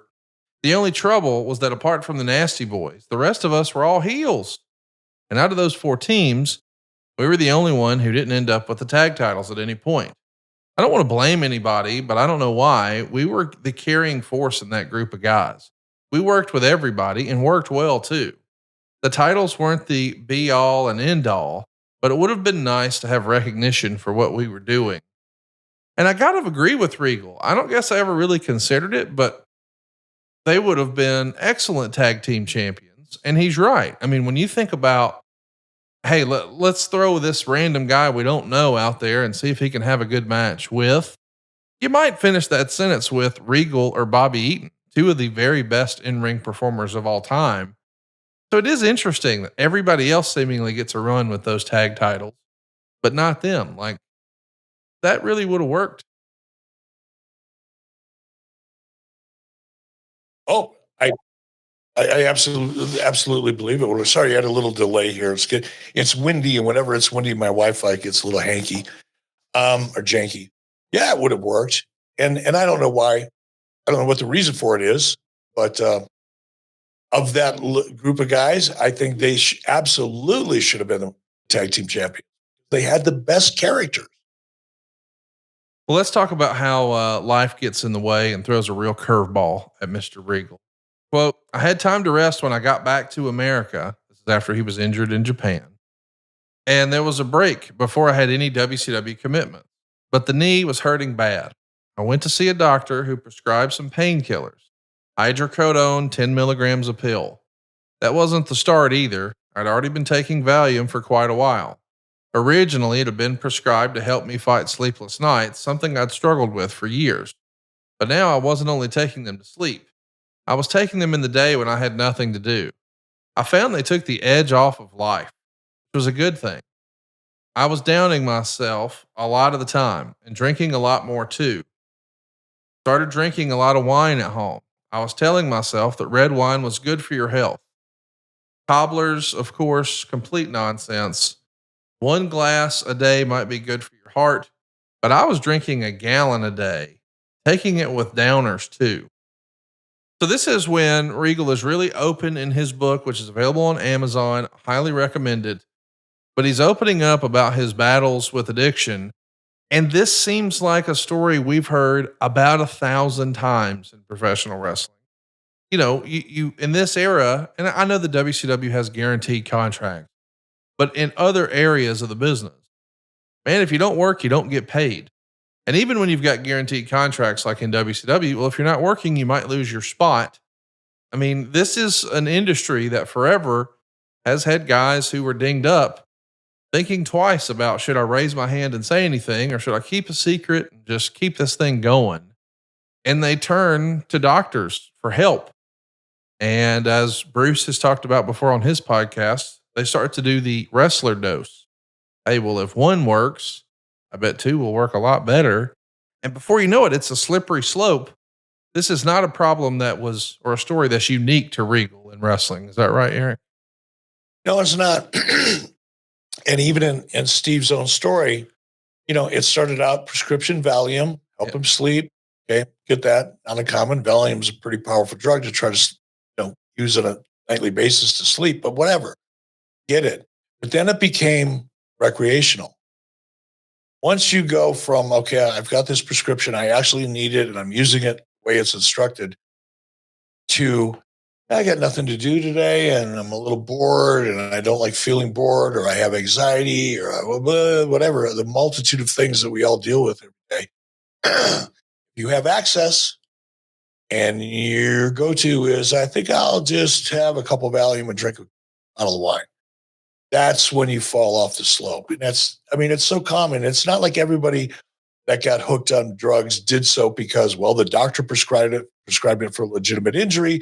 So I kind of inadvertently got hooked on it. Some people that happen, no doubt. I'm not questioning whether people say it did or didn't. But I've also seen the pattern hundreds of times where it starts out recreationally and you go downhill super fast.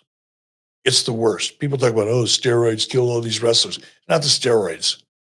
Steroids isn't really the issue in wrestling. Never really was. The problem, don't get me wrong, but the thing that killed people is this combination of steroids and the stress that it puts on the heart. Painkillers, we all know what they do to you. And then the pills that you take to come out of the stupor. You start mixing these cocktails up to get through your wrestling day. You're on the road, you're away from home, you don't have any structure in your life, you don't have somebody who keeps you responsible, you're not surrounded with family, or sometimes you are and you do it anyway. It's the painkillers, somas, and the alcohol are the things that killed more wrestlers than anything else. And the fact that Steve was able to pull the nose up, I know we're probably going to talk a lot about it, hopefully not too much, because Steve talks about it in his book. But the fact, however much we cover it, doesn't matter to me. The fact that Steve was able to first recognize he had the problem, particularly severe as it was, because once you fall off the cliff, you don't necessarily want to climb back up. It's too comfortable staying where you're at. That's the problem, right? You know how hard it is going to be to get back up from the top of that cliff that you just fell off of. So you just keep doing it till you're dead. And Steve was one of the lucky ones, one of the strong ones. It's just luck. It's strength, character, discipline to pull the nose up and come out of it and look where he is today. Amazing. It is a really powerful story of perseverance and character and will, power of positivity, and I'm sure a whole lot of other things, including persistence. But I'm just so happy that this story has a happy ending. And I hope it provides a little bit of hope for some listeners who might be struggling with some similar tales and challenges. And maybe they've got that monkey on their back. The Blue Bloods are soon going to drop out of this title picture and continue to compete as, I guess, a mid-card tag team. They're going to add Squire Dave Taylor to the team. Jeeves will be the lackey by the end of the year. And Eaton and Regal are actually going to get a title shot at the World Tag Team titles against Sting and Lex Luger at Clash 32. The business is evolving here. We're getting closer to the NWO. So maybe some of this presentation is aging out. But I've always been curious, it felt like in the WWF, they always positioned Hulk Hogan as like our American hero. And here we have an international or foreign star who's a heel. Why do you think there was never a Hogan Regal? I mean, it would have worked at a Clash or a Nitro, or why do you think that never happened? I just don't think Steve Regal, the character, was perceived to be at the Hulk Hogan, Ric Flair level on a consistent basis. Could you have a match? Sure. But if you've got Hulk Hogan on a pay-per-view in WCW in 1994, that's one of 4 pay-per-views you're going to get. Are you going to go with somebody that has not quite reached that level of fan support, equity? Or are you going to go with someone, hey? And while I agree with you, I think this is the frustrating part of looking back at this, because knowing, and again, I wasn't booking back then necessarily, or for part of this I was, but had I known, had I had the perspective, the experience, good and bad, the wealth of knowledge that I carry around with me now as a result of all the stupid shit I did and all the good shit I did, had I had access to that vault and been in a position, could have made a hell of a story between Regal and Hulk.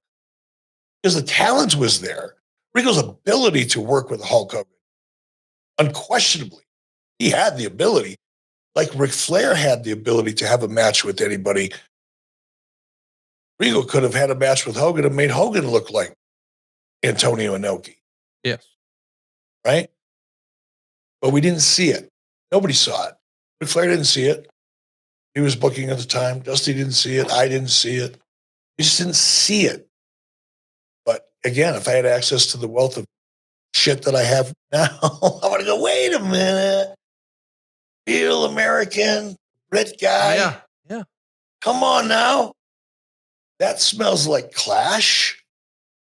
That smells like maybe one of the 4 pay-per-views that are not in that time of year. You know, maybe in a spring stampede environment where there's not that much at risk because the households using television are beginning to deteriorate, and we've got NBA and NHL playoffs in our face. So rather than throwing the best we have with Hogan on that particular match, maybe we save the best we have for Hogan to the next paper and use a really good, interesting match to help create a new opportunity. That's the approach I would take today, but I didn't have that treasure chest of horrible shit I did and good shit I did to work on. As a reminder, Brutus the Barber Beefcake is going to be working. I knew you were going to do it. I was halfway through that motherfucker and I said, oh, he's going to throw Barber in here. Not just that. Hogan would team with Dave Sullivan to take on Ric Flair and Bunkhouse Buck. You telling me we couldn't have slid Bunk out? And hey, well, talk to your father-in-law, brother, because he was booking that shit, not me. We should also mention that he also wrestled Kamala and Big Bubba Rogers. I mean, there was some interesting. I mean, he wrestled Hugh Morris on Nitro. You know, we could have done Regal, but hey, it didn't happen. It didn't happen, but you know, that's why we do these podcasts. Gives us something to talk about. Regal's going to blow his knee out again, unfortunately, this time against Chris Benoit at a Clash of the Champions. And he would write this: I got through my tag match, but that night Eric Bischoff ruled enough was enough. He wouldn't let me work anymore until I got it fixed. I went back to Atlanta where a doctor told me I had a torn ACL and PCL. I needed a lot done to it and would be out for 9 months. Deep down, I knew it wasn't quite as bad as he made out. I went to another doctor to get a second opinion. He did all the same tests, an MRI scan and everything. And he said, you don't need all that surgery. You just need it scoped and you'll be back in 3 weeks. So let's start from the beginning. It's written here that you were sort of mandating he go to the doctor and get this fixed. Did you see him hobbling around backstage when that happened, or how did you come to draw the line in the sand? Well, I mean, it's pretty obvious. You see him hobbling around backstage. You see the trainers working on him, you know, after his match. You know, it's hard to keep a knee a secret. It's bad. And his was bad. It's obvious. And I, you know, I did the same thing to Arn Anderson. Arn Anderson didn't want to get surgery and end up possibly retiring and end up retiring from the ring. But at a certain point, talent can become their own worst enemy. And they, I'm sure Arn resented me. I'm sure Steve Regal probably did too. But, you got to think a little long term, and sometimes talent doesn't. Competitive. They want to perform, want that drug that you get inside the ring. And as you pointed out earlier in the show, they're conditioned to believe that if they're off TV, out of sight, out of mind. Nobody wants to be out of mind. Well, somebody who's never out of mind with us is Henson. I look at my Henson every single morning because I've got one at my regular home or even at my Florida house here. Henson is something I don't leave the house without. I've even got a third razor that I travel with because I just didn't want to accidentally leave it behind in a hotel. And I've done that before. So I knew what to do. I went to hensonshaving.com/83weeks. I used the promo code 83weeks and I got another kit. Not only that, I got one for my other house too. I've got 3 of these now. I absolutely love it. This could be, and I think it will be, the last razor you ever buy. I've turned on so many people on to Henson, even my barber. I mean, think about this. This lady has done my hair for more than 10 years. She's tried every razor, including a straight razor, under the sun. And she's not found anything better than Henson. You're absolutely going to love Henson Shaving. And I love their story too. They're a family-owned aerospace parts manufacturer that's made parts for the International Space Station and the Mars rover. And now they're bringing that same precision engineering to your face. You see, razor blades are like diving boards. The longer the board, the more the wobble. Well, the more wobble, the more nicks and cuts and scrapes. You see, a bad shave isn't a blade problem. It's an extension problem. And by using aerospace grade CNC machines, Henson makes metal razors that extend just 0.0013 inches, which is less than the thickness of a human hair. That means a secure and stable blade with a vibration-free shave. And it gets better. This razor has built-in channels to evacuate hair and cream, and that makes clogging virtually impossible. Seriously, Henson Shaving wants the best razor, not the best razor business. That means no plastic, no subscriptions, no proprietary blades, and no planned obsolescence. The Henson razor works with a standard dual-edge blade to give you that old school feel, but with all the benefits of new school tech. And once you own a Henson razor, it's only about $3 to $5 a year to replace the blades. I want to repeat that. When you run down to your local Walgreens or CVS or Rite Aid or wherever you go, a drugstore, the only thing under lock and key there are the razor blades. You know why that is? Because it's the most expensive thing in the store. They don't want you running out the door with it. Henson has a life hack for all that. You buy this razor one time and you get the blades refilled for $3 to $5. Not $3 to $5 a week, not $3 to $5 a month, not $3 to $5 a quarter, $3 to $5 a year. So it's not only better than the razor you've been using, it's also cheaper. That almost sounds too good to be true, but I have never, and I mean, I'm batting 1,000%. I have never told someone about Henson. They tried it and regretted it. I want you to say no to subscriptions. I want you to say yes to a razor that will last you a lifetime. Go right now to hensonshaving.com/Bischoff to pick the razor for you and use the code Bischoff and you'll get 2 years worth of blades free with your razor. Just be sure to add them to your cart. That's 100 free blades when you head right now to hensonshaving.com/Bischoff and use our code Bischoff. 100 free blades, Eric. I've got the black razor. I've got the gold razor. I've got the silver razor. Now my barber, she has my blue razor. I love this thing. This has been a home run product for me and everybody I've put it on to. What do you think of Henson razor? So about 2 weeks ago, whatever it was, a couple of weeks ago, I'm in Detroit with my brother and my sister visiting family. Now, before I go on, you know that feeling you get? Like you got your phone with you, you go into a restaurant, you leave, you get in your car, you head out, and you go, oh, you get that sense of panic momentarily because, oh my God, I left my phone. Because your whole life's in that phone, right? Everything's in your phone. And the idea of being separated from the phone is almost emotionally hard to manage. So your instinct is immediately retrieve that phone. It's like in your DNA now. So I'm leaving the hotel we stayed at in Detroit, packed up everything, on my way to the airport. I'm in my, I had an Uber. It was a Lyft. I'm in a Lyft. We're driving. We pull out of the parking lot. I get everything packed up. Get about a mile away. And I told the driver to pull over. Because in my mind, I'm going, wait a minute. Did I leave my razor, Henson razor? Did I leave it on the sink? Sometimes I just leave shit in hotels. I'm really bad at that. And I got the same feeling like when you leave your phone and you're separated, you're afraid you're not going to find it. That's exactly how I felt when I was leaving the airport in my Lyft in Detroit. I made the driver pull over and I got out. I opened the trunk, got out my bag, went into my garment bag, or I went to my toiletry bag, opened it up. Thankfully, it was there. Had it not been there, the Lyft driver would have done a U-E and taken me back to the hotel because I am not leaving my Henson razor anywhere or my phone. Check it out. HensonShaving.com/Bischoff. Use our promo code Bischoff. Get 100 free blades. You're talking about a one-time purchase here. You won't need blades for years. And then moving forward, $3 to $5 a year. Come on, get you some of that at HensonShaving.com/Bischoff.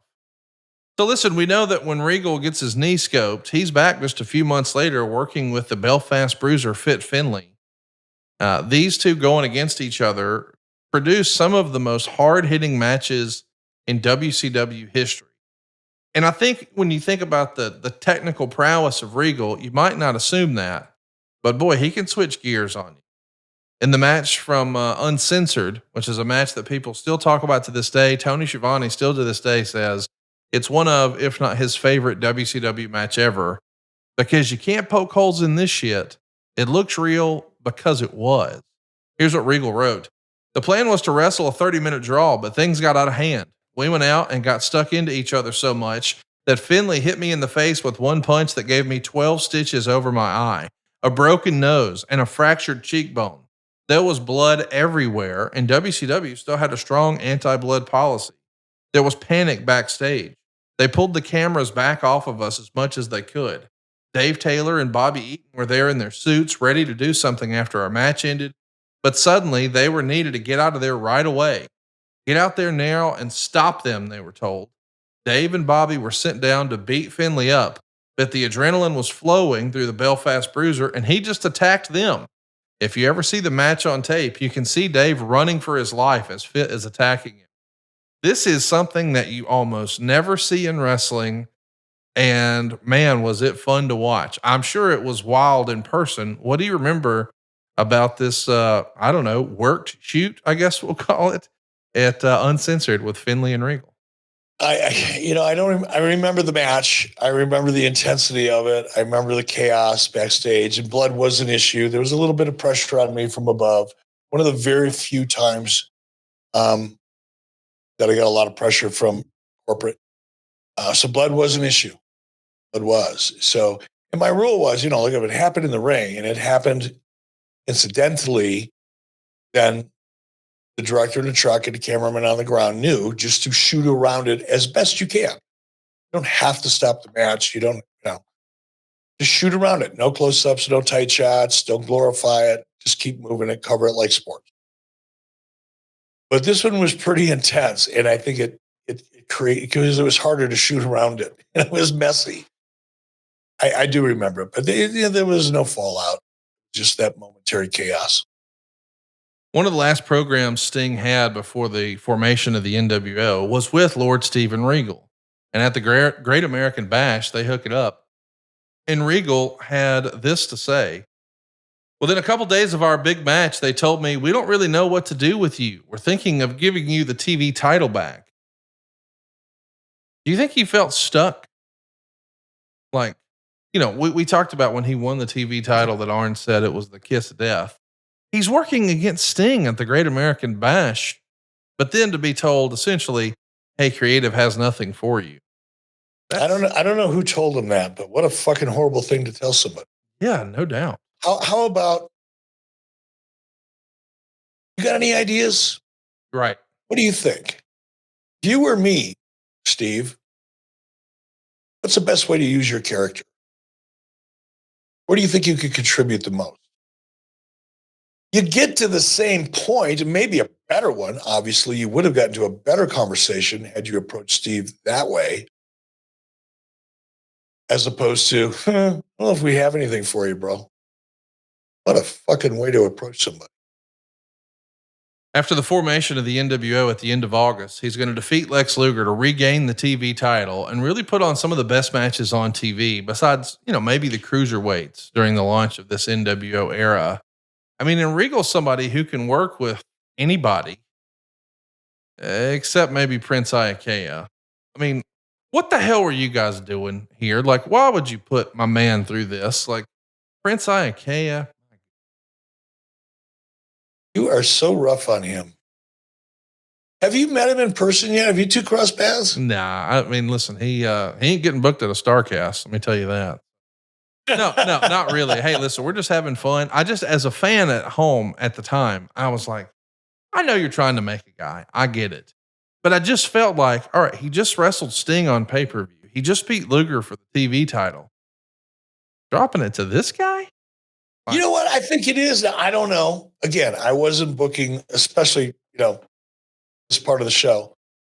I macro managed. I let the people who had more experience and better at what they were doing than I was do their work, with the exception of a few things. Kevin Sullivan, he loved that South Pacific, his history with, in Hawaii with King Curtis. And I think that Islander thing it appealed to Kevin Sullivan. So I think your issue, Prince Iaukea, lies not with me, Mr. Thompson. Our cohort in crime, Mr. Kevin Sullivan, who I will be praying for as soon as this podcast is over. I was not aware that he was. I'll catch you up to speed off air. They're going to trade the title back, Prince Iaukea and Regal. So I guess whoever told him, boy, we don't know what to do with you.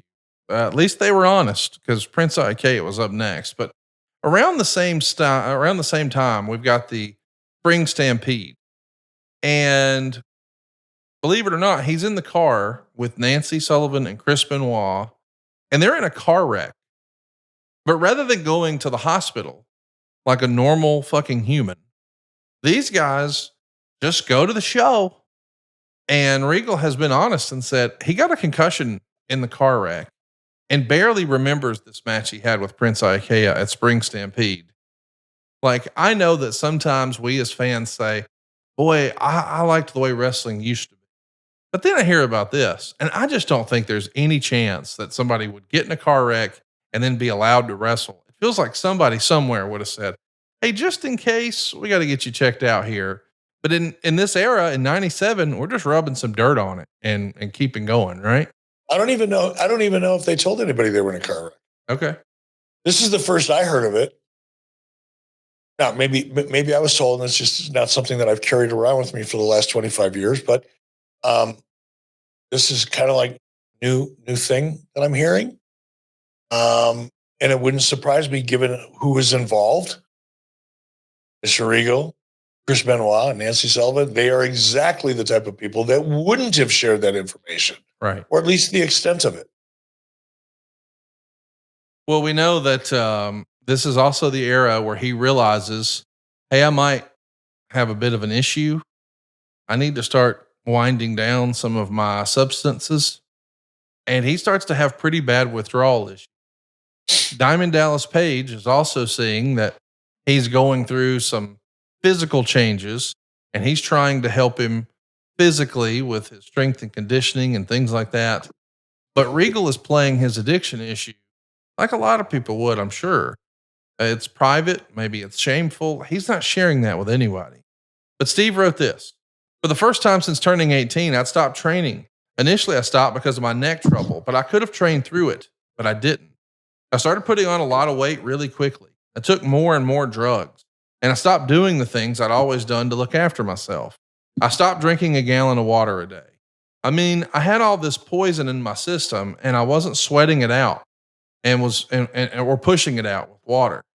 The problem was that I'd given up on everything. I was very unhappy, though I had no reason to be.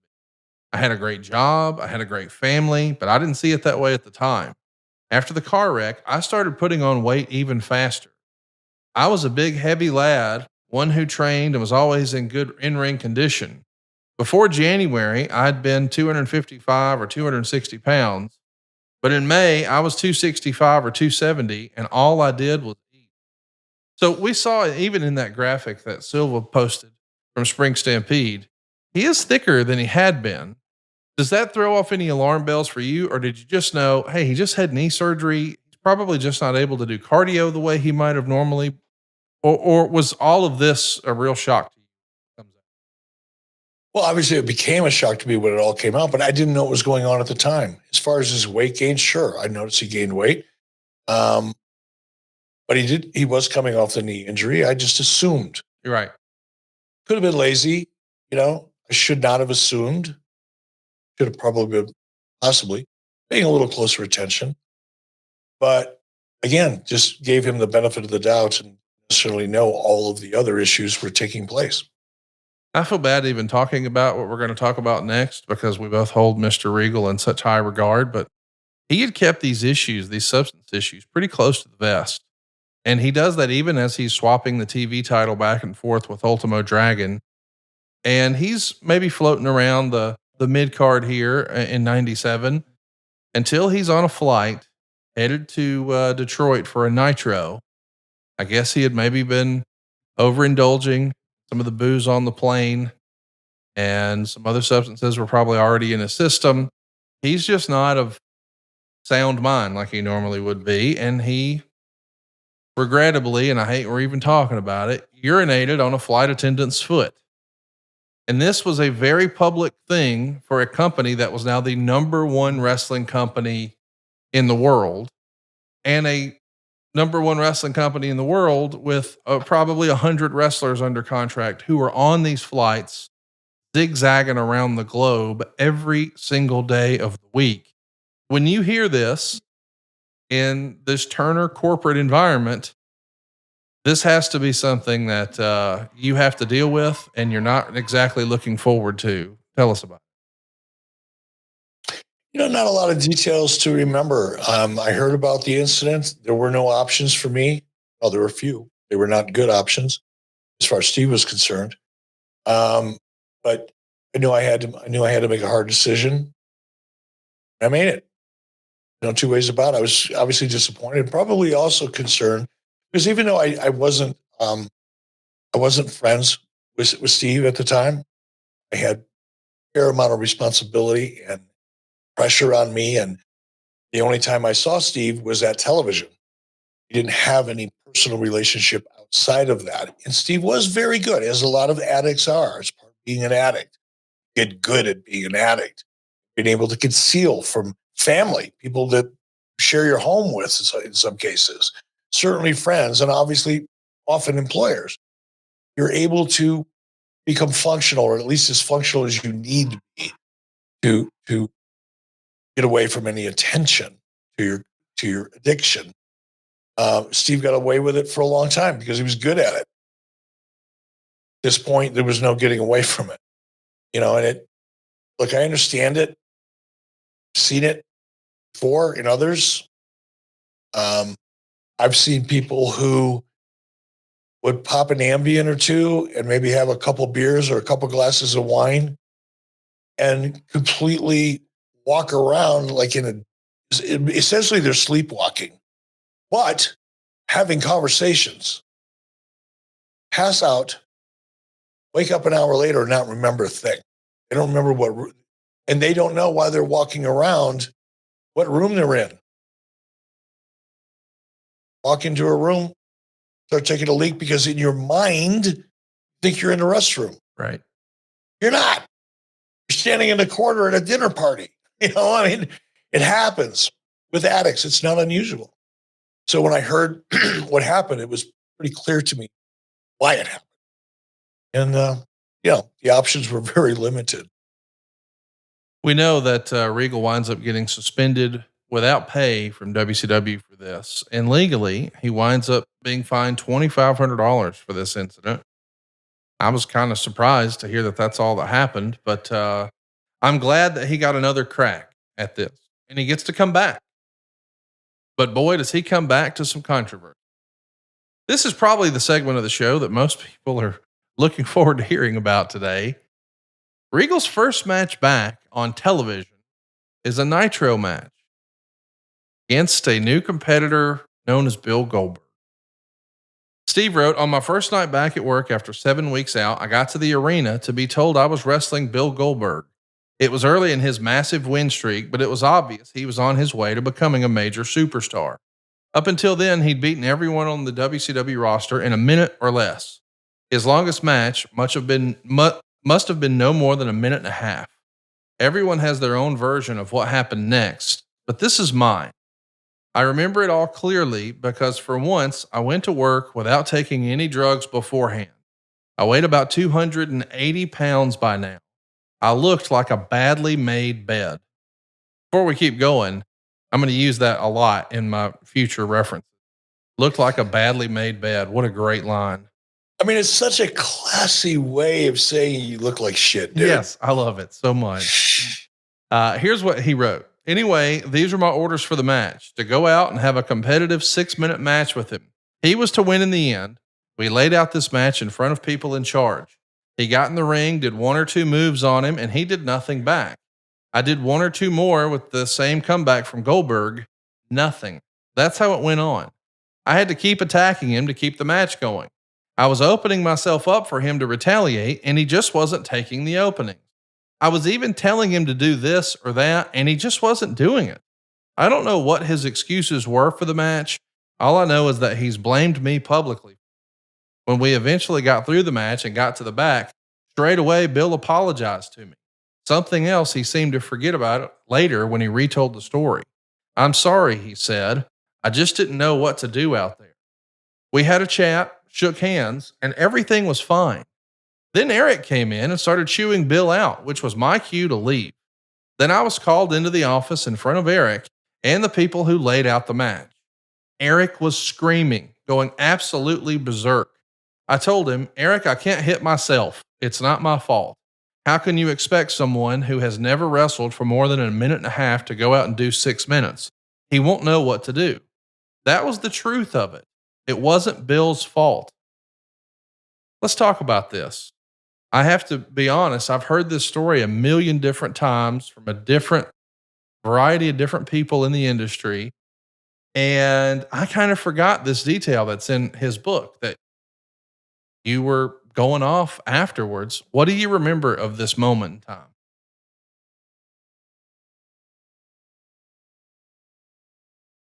This is going to be fun, but it's also going to be a challenge because we're going to leave a name out. Why? And I'm going to Why are we doing that? out of respect. Okay. You can go back to it later if you feel the need. I was hot. Bill Goldberg, every time he walked through the curtain, compounded his own interest Right. amongst the fans. He was on a roll. We wanted that roll to continue, wanted him to look good. Granted, we wanted him to be able to have more and more of a match because we knew at some point in time, this minute and 30-second stuff isn't going to work. We're going to run out of people for him to eat. Bill is going to have to learn how to have a more competitive match. Can't just go out and eat people. There'll be no one left to eat at a certain point. So there was an intention on all of our parts, mine in particular at this point, to nurture Bill along, maximize what he was able to do, but start to grow his repertoire and his ability to have long matches longer than a minute and a half. So that was the setting going into this match. Now, there was an agent involved. whose job it was to make sure both talents understood the match or what we needed out of the match, help lay it out with them before the match so that the talent had a couple hours to talk through what they were going to do before the match, particularly if you were dealing with somebody who is incredibly new to the industry and needed sufficient help and support from a good agent, as well as the person he was about to wrestle, Steve Regal, to make sure that everybody was on the same page when they got out there. Clearly, that never happened. Whose fault is that? Absolutely the agents. To a degree, Mr. Regal's, because he would have known. So there's a little bit of responsibility to go around, and mine, by the way. I have to take some because it was important to me. Bill had, I was just about to say it so much the wrong way. Bill got a lot of attention from a lot of people, including me, was really interested in seeing him evolve as quickly as he could, but not too quickly because we didn't want to overexpose him. We didn't want to expose what he was not capable of doing. Right. I didn't go to the agent and say, hey, just want to check in. Both these guys know what they're doing. Let's walk through the match. Kind of like one of the things I used to see when I first got to WWE as a talent was the amount of time that Vince McMahon would spend watching the talent go through their match, walking through it, not a full-blown match, walking through the match and talking through the beats in the match that were really critical in order to tell the story. Vince McMahon would go out to the ring starting at about 1:00, and Kevin Dunn would be on the truck, and everybody could hear the dialogue between the two. Vince would have his headsets on, speaking like, and Kevin Dunn in the truck knew what the match was going to be. Talent were all on the same page, and Vince's expectations were communicated to the talent. Really impressive. That never happened in WCW. In WCW, what happened at this time is we'd create the format, creative gets together, we'd lay everything out, we'd lay out the interviews, okay, give it to the producers, the agents. They would take, okay, I'll take these 3 matches, you take those 3 matches, whatever. They would go off and they would have these independent conversations amongst themselves. And that was it until we saw the match. We didn't have that step that still exists in WWE today, where every single one of the matches, the talent goes out and walks through that match. So everybody in the truck knows what's going to happen during the match, the big beats. At that time, Vince knew what was going on. Now it's Paul, I'm sure, Paul Levesque. But we didn't do that in WCW. So that's my part of the responsibility that goes around here in retrospect. But all I know is the match was the shits. We did exactly what we didn't want to do, which is expose Bill Goldberg for what he's not capable of. And the part that gets left out of this, and Steve touched on it a little bit, and I'm going to go right back. This is called a callback in a television business, or maybe feature film business, or in stand-up comedy routines. The formula, callback formula, is very popular in stand-up comedy as well. There's formulas everywhere for us. There's formats, there's formulas. It's just the way of the world. But going back to what Conrad, you said earlier, and we talked about earlier, is Steve came from that era, was taught, whether it's here's this character, Lord Steven Regal, you're going to be a heel. His reaction to that was not, yeah, but I don't really want to do that. Oh, it doesn't work for me. What's in it for me? Oh, I don't feel like a heel. It was, yes, sir, I'll go figure out how to do it as well as I possibly can. In this particular situation, that same work ethic manifested in the fact that the agent will remain unnamed. He's a very prominent person to this day. Told Regal, we need whatever it was, 6 minutes, 10 minutes, whatever it was, probably 6. Wouldn't have given him 10, trust me. We need 6 minutes. Steve, you're the heel. You're the experienced one.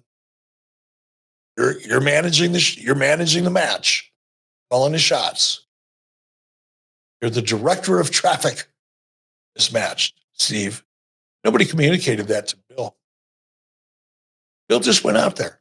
Mm. And when the shit hit the fan, that agent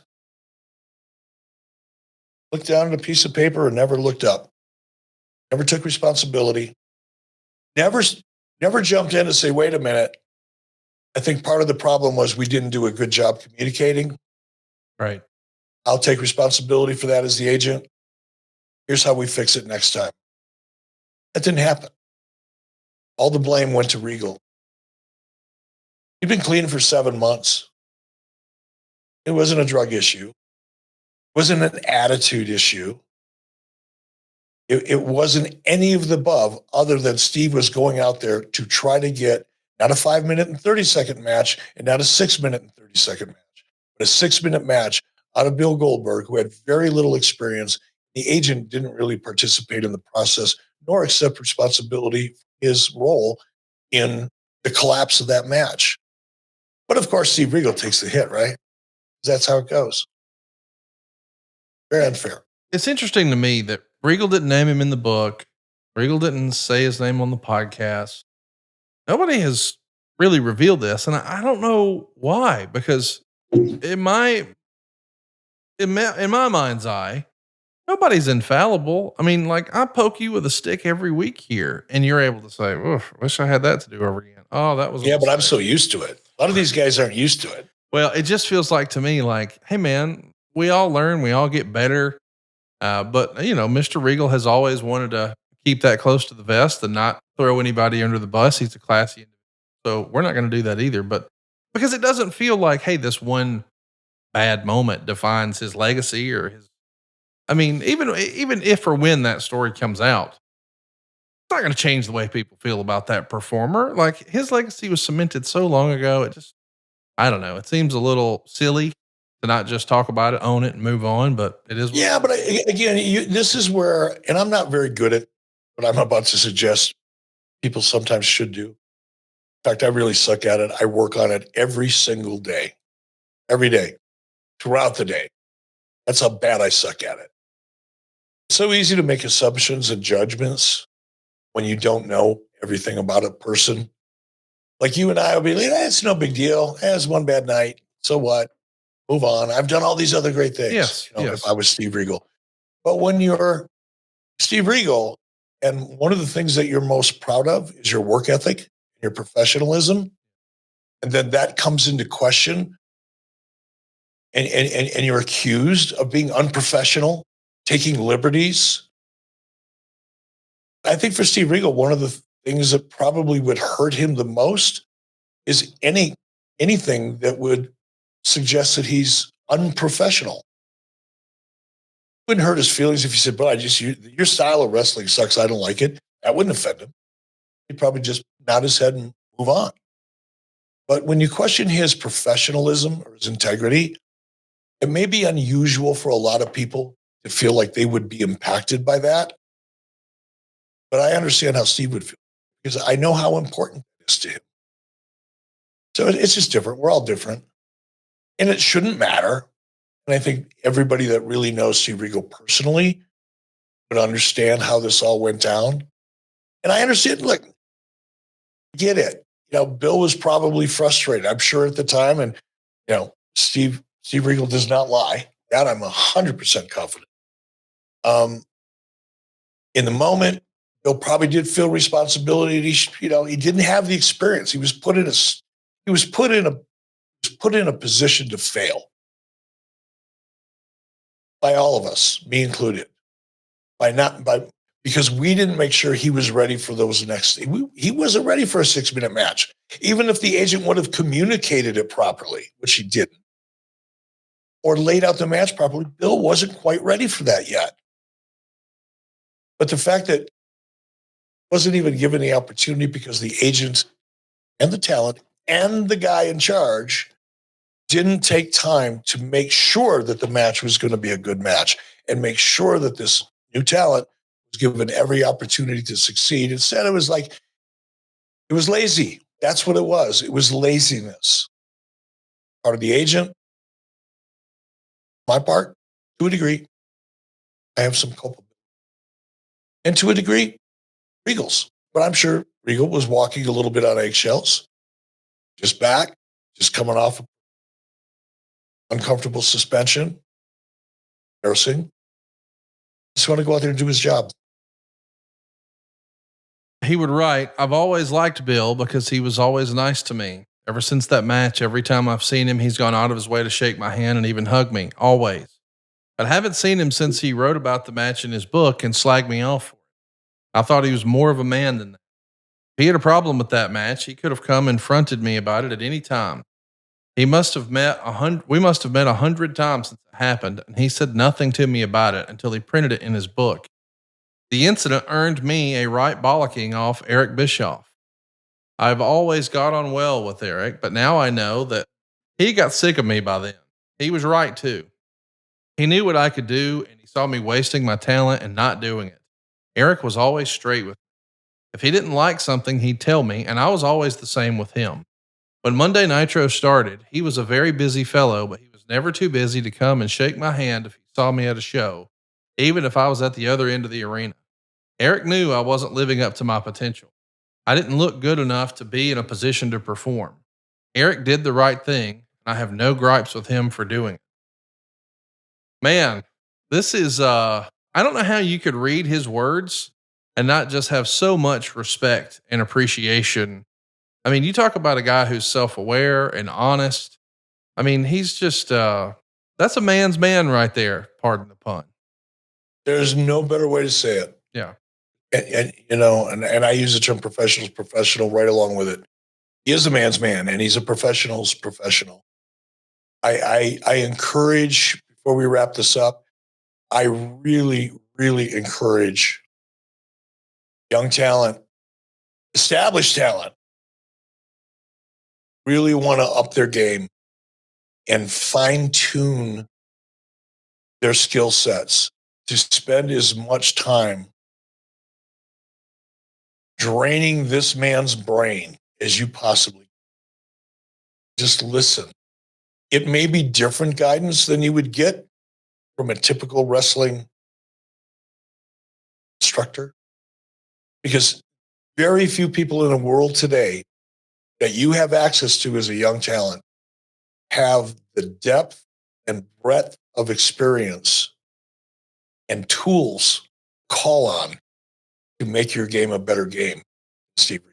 So, if I was in NXT, I'd find out where he lived and get an apartment next to him. Follow him home at night. Make him dinner just for a further opportunity to pick his brain. Here's some other real life stuff that even non-wrestlers can learn from. Steve wrote this in his book. Just before Christmas 97, we were in Buffalo, New York to do some Saturday night TV taping. Flew up with Dave Taylor and Fit Finley, who I shared a room with. And I split one with Steve Armstrong. The next morning, I woke up, coughed, and blood came out of my mouth. I felt like I was going to die. I could hardly breathe. I was in a shocking state. So shocking that for the first time in my life, I could not go to the show. I couldn't even get out of bed and crawl to the door. Every time I coughed, blood poured out of me and onto the pillows until they were soaked. It still wasn't enough to be the wake-up call I needed. I'll be okay. In March, I got a phone call from Dave Taylor to say he'd been let go by WCW. I couldn't believe it, and I didn't know what to say to him. A few minutes later, my phone rang again. It was my turn. It was J.J. Dillon from WCW on the line. His news shouldn't have been surprising. Quote, I'm very, very sorry to tell you this, Steve, but we've got to let you go. I demanded an explanation. I honestly couldn't see why this was happening. It was the only time in my career that my ego got the better of me. For years, I'd been this wrestler who had accepted all the accolades for his work, but I never bragged about it. The only time I went on about how good I was when I became a piece of shit. I was convinced that it was everyone else who was wrong. Man, what a self-aware. This is a journey that a lot of people have been on. And I know that you've talked about ego a lot. I know that our pal DDP has talked about ego a lot. Regal's not somebody I even ever associate with that word, but he's even admitting It was his ego that wouldn't allow him to be honest with himself here. This is a story that doesn't just apply to wrestling, especially when it comes to addiction and things like that. Right, Eric? I yes, and then some. It's again, and I know I've probably beat this horse to death about how much respect I have for Steven. Obviously, a lot of it has to do with just his fascinating life in the industry. But the thing that puts him over the top for me is conquering addiction. I have a lot of people that some of them I don't even know, that I know through social media or a part of the Ad Free Shows family, which a lot of these people I've gotten a lot closer to. Some of them are, family friends now that I've gotten close to, and as has my wife, and they're battling it. And man, when I meet someone who is willing to admit they have a problem and then willing to commit to really addressing it and trying to come out of it and finally succeed in coming out of it. But then that's just the beginning. Now you've got to manage the rest of your life, which has been dominated by whatever addiction you have. You've got to learn how to relive your life. And that is really, really hard to do. Not had to do it, but I've had people that are so close to me go through it that once someone goes through that process, someone like Steve Regal with such a fascinating history, or a guy that drives a plumbing supply truck, you go through that process and you come out of it and you stay out of it because you work at staying out of it every single day. Instant respect for me, sisters, because that's one of the hardest things to do. Really, truly is. I just love this story and love that it has a happy ending. And there's some bumps and bruises along the way. We know that he's going to go to the WWF and doesn't like his body is maybe ready for TV. And they send him to a training camp. It's hard to even imagine that you would send Regal to a training camp.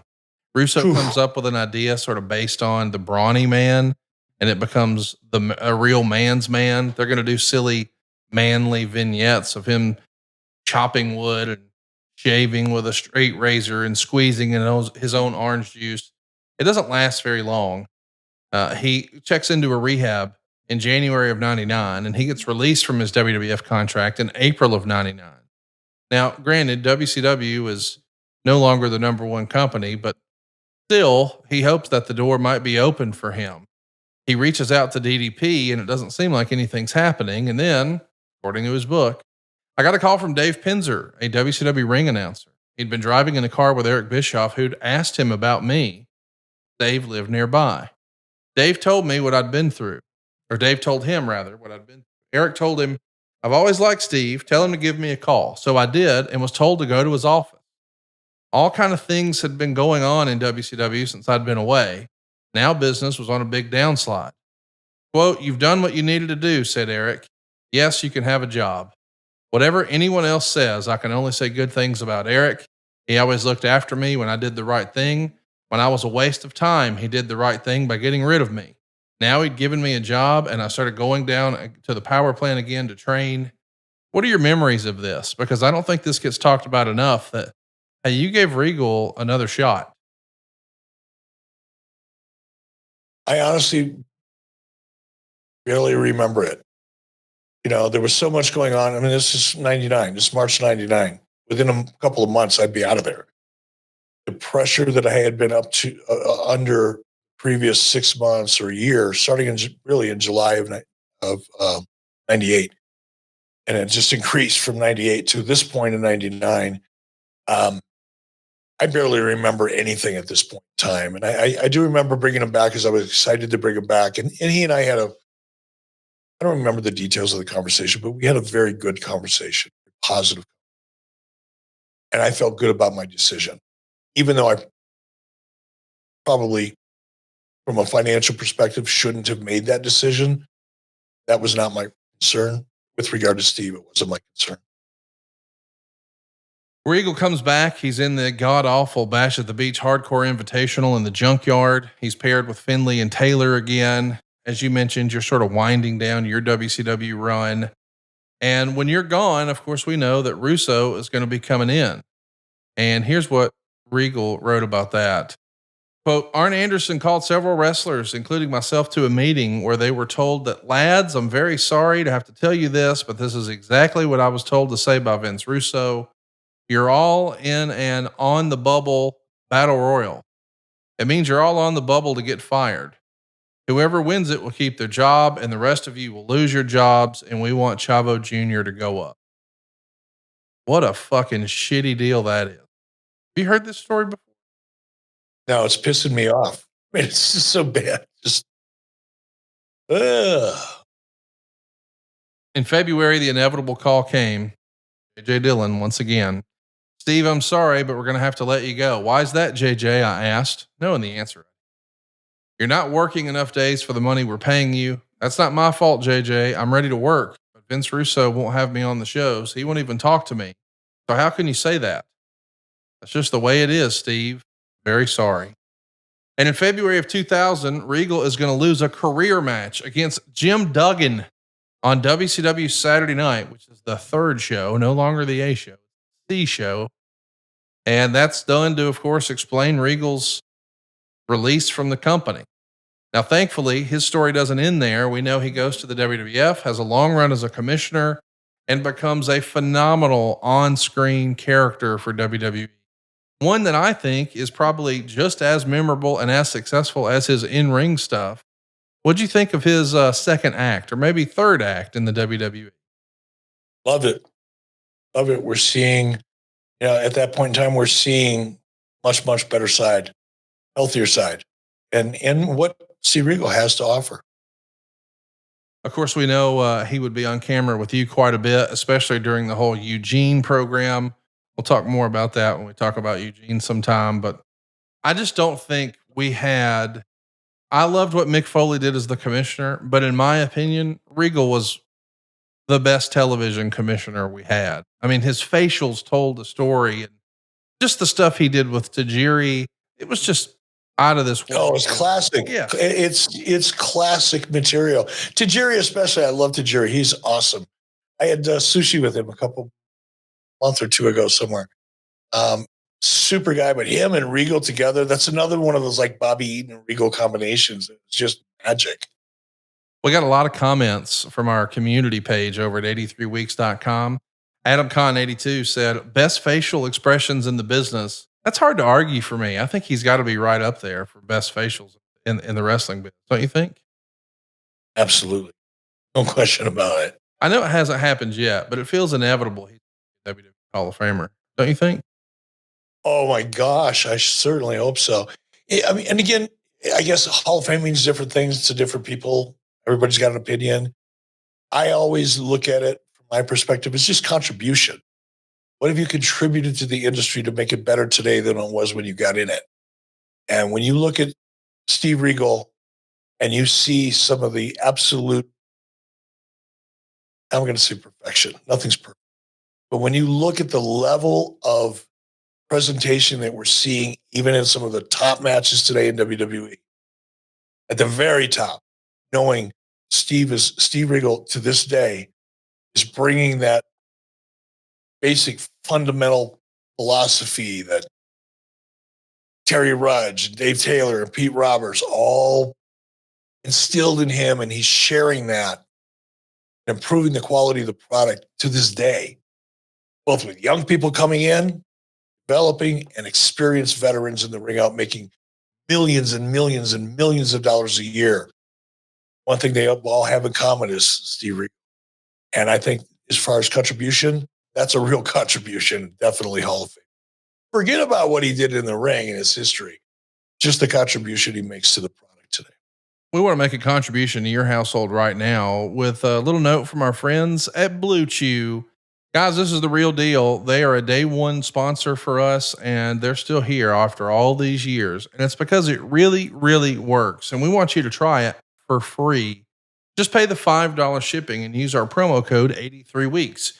You already know that Blue Chew is a unique online service that delivers you the same active ingredients as Viagra, Cialis, and Levitra, but in chewable form and at a fraction of the cost. But let me tell you how simple it is. You just sign up at bluechew.com. You'll consult with one of their licensed medical providers. And once you're approved, you'll receive your prescription within a few days. And here's the best part, man. It's all online. That means you don't have to go down to the doctor's office. There's no awkward or uncomfortable conversations. There's no waiting in line at the pharmacy. Blue Chew's tablets are made in the USA, prepared and shipped directly to your door, all in a discreet package. And listen, I want to be honest about this. I think there is a preconceived notion that Blue Chew is for guys who have a problem. Well, and yes, if you have that problem, this can help you. But this is really for guys who, man, they like to speed a little bit. Every now and again, they like to take off at the red light. Every now and again, they like to shift gears and just feel alive and remember the way things used to be, because that's what this does. I can't recommend this enough. I mean, listen, we're adults here. All of us, hopefully, are having some form of sexual relations. And if that could be better, why wouldn't you do that? Like, and you might say, well, it's not broken. Well, then why'd you get a bigger TV? Why'd you get a 4K? Why'd you get a new computer? Have you upgraded your cell phone? If you want your cell phone to be better, don't you want your sex to be better? What are you doing? Try it. See what you think. What's the worst thing that happened? Like it too much? Come on.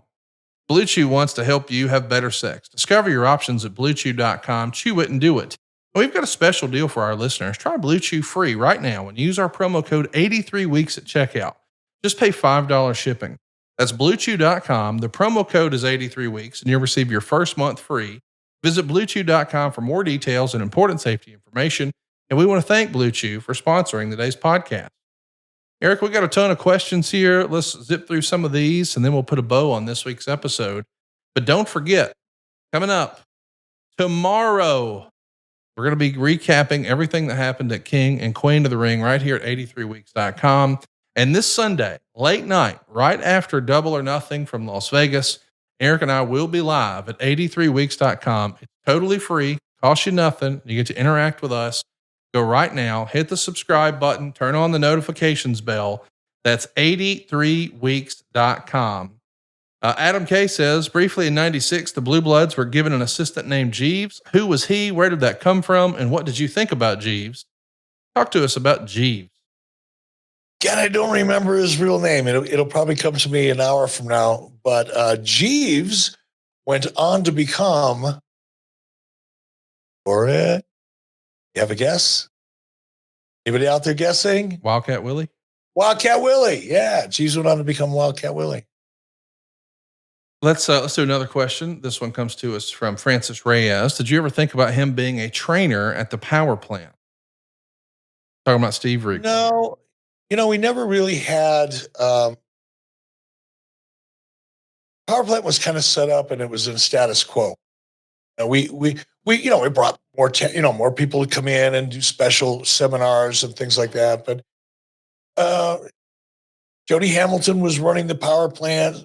Buddy Lee Parker was there, obviously very instrumental. And there was some other talent there, and we never considered it on an ongoing basis. Perhaps occasionally, but not on an ongoing basis. Todd Kaepernick 8225 over on YouTube at 83weeks.com wants to know, would you consider Regal the greatest television champion of all time? He always seemed to have that title and made the most of it, similar to how the Honky Tonk Man did the Intercontinental title. I could see somebody making the argument that he's the greatest television champion of all time. What say you? Arn Anderson, Steve Regal, it's a hard conversation. It was an interesting debate to have. Let's put it that way. Here's one from 82 Atlantic. Why do you think Steve Regal never wore the world championship or even got a significant main event push in either WCW or WWE? He had the promo skills and the look. Was that just timing? Because I do feel like a generation before or maybe a generation after, that might have been possible. But in that era, maybe it just wasn't what they thought the mainstream was looking for. I don't even know if it was given that much thought, to be honest, Conrad. I think a lot of it has to do with, it's kind of like a wrestling version of typecasting. Steve Regal came in under Watts, there to fill a certain role, versatile enough that he could be moved around. Television champion, have great matches with a lot of great people, have internet, hooking him up with Bobby Eaton, all that. But Steve was still typecast in this supporting character role, and nobody really saw him in that starring role. And it's just typecasting. And part of typecasting is timing. But I think it's just he got too good at doing what he was doing, and nobody wanted to take him out of it. And I'm not saying this applies to Steve Regal, but there's a lot of great talent. Look at Brad Armstrong. Great as Brad Armstrong was, he was too good because he could make. You'd see these other stars, other talents. I won't call them stars. Other talents that would come in, and whether it was Dusty or Kevin or me or anybody else that had influence. It's like, oh, wow, this guy could be a star. So let's use Brad Armstrong to help get him over because we know Brad's so good at what Brad does. Brad can make this guy. So, you see something in somebody and then you want to use somebody that can make them look better than they really were. And that's a role that a guy, and there's more of them, but Steve Regal, Brad Armstrong, and I got typecast into those roles. Very, very, very important. But they never really broke through that middle of the roster kind of category. A user over on YouTube wants to know, do you think being English held him back at all from a marketing point of view?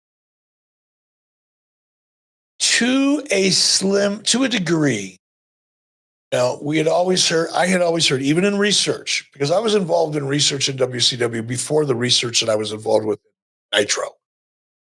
There were, call them audits. Corporate Turner would bring in a company, a well-known company. They would do an internal audit on every operational aspect of every division in Turner Broadcasting, including WCW. And part of that audit was research amongst the audience. And I remember hearing, basically, I'll summarize it. The American TV audience is really only interested in other American characters. Why you didn't see a lot of British comedy in the United States before probably the 80s. Saw some, Benny Hill, some, but very little. You see a lot more now. Things have changed now. But I think to a degree, might have been an issue, but it would have been kind of subtle and almost subliminal in the minds of people making, marketing or promotional. Certainly that didn't occur to me because to me, I grew up in AWA as a fan watching Billy Robinson. Billy Robinson was one of my favorite characters. So I didn't bring a bias, with me to WCW. In fact, if anything, I was more interested in international talent than perhaps, some of the people that worked with me at WCW. Steven over on YouTube wants to know, do you think Regal might be the most underrated wrestler ever? For all the reasons we just talked about. Yeah. No doubt. It's hard to argue. And I saw a great comparison that I never would have imagined. This one comes from Chris over on YouTube. Regal has been great in every role he's been given. On screen, behind the scenes, he's just amazing. He's like the British Dusty Rhodes. You hear him talk now, how humble and down to earth the guy is. It's amazing considering all he's been through. I never would have thought to compare the two, but man, if we're talking about learning tree and you were just talking earlier about, hey, if you're a young talent, go out of your way to spend time with this guy, go to his house and cook him dinner. I mean, do his laundry. I don't care what you need to do. Make that man be willing to let you have an hour of his time. Well, you're going to regret giving me any time next week, Eric, because we're going to watch a Nitro from May 31st, 1999. It was live from the Astrodome. We're going to talk about the changes that the WCW product was going through. We'll compare the last time he ran the Astrodome to here. We'll see Sting taking on the television champion Rick Steiner in a cage match with Tank Abbott as a guest referee. The Jersey Triad are going to win the tag team title gold. I can't believe this is real, but we got David Flair wrestling Eric Watts on television in a match that I'm sure exactly no one wanted to see. Eddie Guerrero will make his return to the company after 5 months gone. And we're going to launch the West Texas Rednecks. But maybe most interestingly, Randy Savage gets sprayed with shit. That is all coming up next week. And I'm going to give Eric more than his fair share of shit right here at 83weeks.com. You get to be a part of our live studio audience, by the way, if you join us over at adfreeshows.com. We want to give a special shout out to a whole bunch of folks who hung out with us today. I know Tim Angstman was here. Jim in Buffalo was here. Doug Ritter, Josh Henney, Coach Rosie. Speaking of Coach Rosie, we're talking about ad-free shows and all the bonus content here all the time. How we've created a community and how it's like a little family within a family. Hell, you just recently flew across the country to Baltimore to officiate Lindsay's wedding. Well, we've got another reminder of the impact that our little community can have on each other when our top guys got together for a live Q&A with you earlier this week. Our old pal, Coach Rosie, shared this. Let's take a listen. Lori, that helps the young man that joined ad-free shows not knowing anything like this was going to happen, and coaches him up for a couple years. And not only coaches him up, but coaches two of his sons up. And one of those sons, well, both of them are my kids, but is Andrew. And he graduated high school today.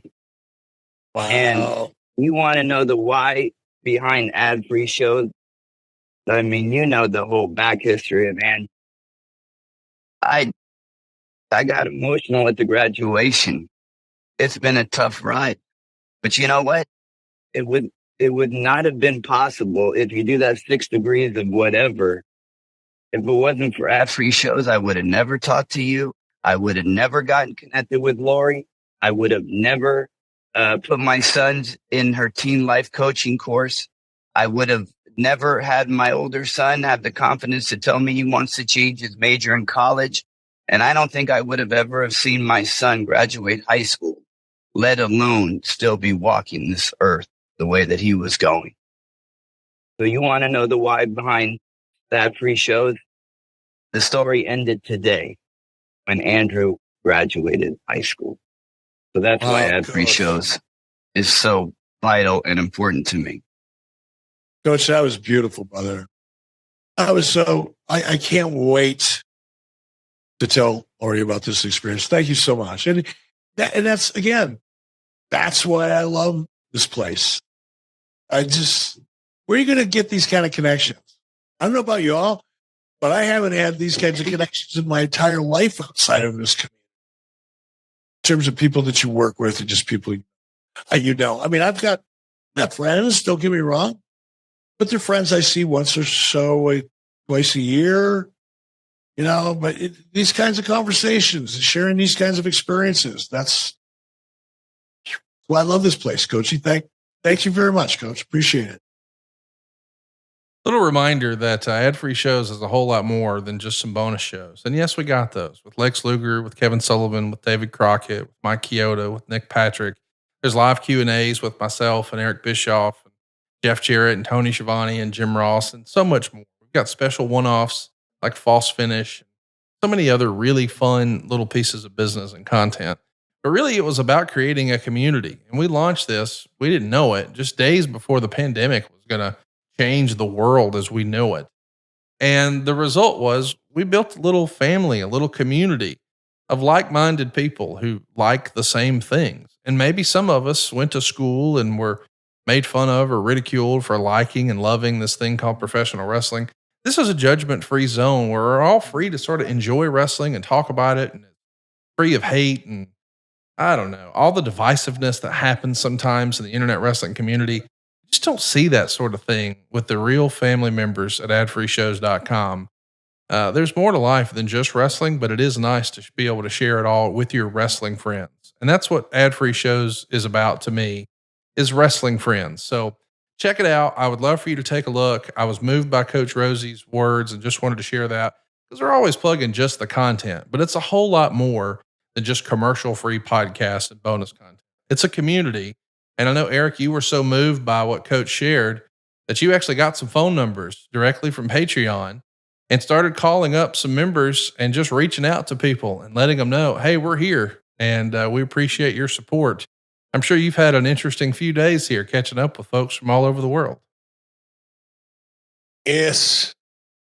I don't know what to say. I can't explain it, but it is a real community. It is a real thing. And it's not only the relationships I'm developing, you know, with people like Coach Rosie and Genovius Mack, Z obviously, and so many others. Barat is actually coming. Barat Sundarazian is going to be covering the World Cricket Championships in Barbados this summer at the end of June. And then is going to be jumping in a car, driving 8 hours from Denver up to Cody to spend 4th of July with me and my wife and my family. And Again, it all started with ad-free shows. It's just awesome. I can't explain it. But yeah, check it out. I think you probably find yourself feeling real comfortable. I hope you check it out. And by the way, in my real life, I just want to mention I am still helping people save money, and I'd love to help your family save money as well at savewithconrad.com. We're getting 5-star reviews all the time. Not too long ago, Jason E. said he was able to save $1,500 a month. And he says, if anyone is considering a mortgage or looking to eliminate debt, this is the place to go. You will not be disappointed. We approach our home ownership and debt elimination business at savewithconrad.com the same way we do adfreeshows.com. You're not just going to be a loan number. We want to be your mortgage advisor for life. You've got a friend in the mortgage business. That's me. And it's my team, the same team that's been with me for years and years. Even my own dad. My dad could help you save money, buy a house, or pay off your credit card debt, whatever. We can make it happen for you right now at savewithconrad.com. If you've got questions about buying a house, credit cards, or credit scores, or any of that stuff, we want to be your resource. There's no credit report fee. There's no application fee. We're not going to junk fee you to death. We want to try to find a way to save you some money. And if we can't do that, we won't waste your time. We'll part friends. But why not take a look? See if you could save some money today at savewithconrad.com. NMLS number 32416. Hey, and did I mention no house payments for 2 months? How about a little summer vacation from house payments? If you haven't already, you don't have to make your June or your July payment. You're done until August. Come get you some of that at savewithconrad.com. And be sure to tune in tomorrow afternoon. We're going to be watching King of the Ring live in Saudi Arabia, doing a post show. Eric and I are going to get together totally free at 83weeks.com. And of course, on Sunday, we'll be back late night. Eric's going to have to be drinking coffee in the evening. It'll be well past his bedtime, but we're watching AEW Double or Nothing. We're going to talk about the good, the bad, and the ugly at 83weeks.com. Eric, I love today's episode. I hope we did Mr. Regal justice, but this is one of my favorite episodes we've done, I think. 3 hours, man, and it flew. And we could probably do another hour if we had the time. So I thank you, Conrad and Dave Silva and Derek, for putting this together. Did some great research, and thank you all very much for checking it out with us. Well, don't go far. We'll see you guys tomorrow right here at 83weeks.com. Hey, this is the National Treasure, Nick Aldis, and I am recommending that you go to savewithconrad.com for all your home buying needs. If you listen to any of Conrad's shows, which I do on a regular basis, it's pretty hard to miss the fact that he's in the mortgage business. When the time came that we were looking to buy a place, it was really my first choice. I just got the feeling right from the start that Jimmy and Conrad and the whole team really wanted us to succeed. It felt like it should. It felt like we were all on the same team. You know, it felt like we were in business together, which is, to me, is really how a home purchase and a mortgage process should feel. Not only would I recommend Save with Conrad to friends and coworkers, I have many times already. If I know that they're in the, they're house hunting, my first recommendation to them always is get in touch with Conrad. Like, his team are the real deal, and they will be straight up with you and do everything they can to get you in that house.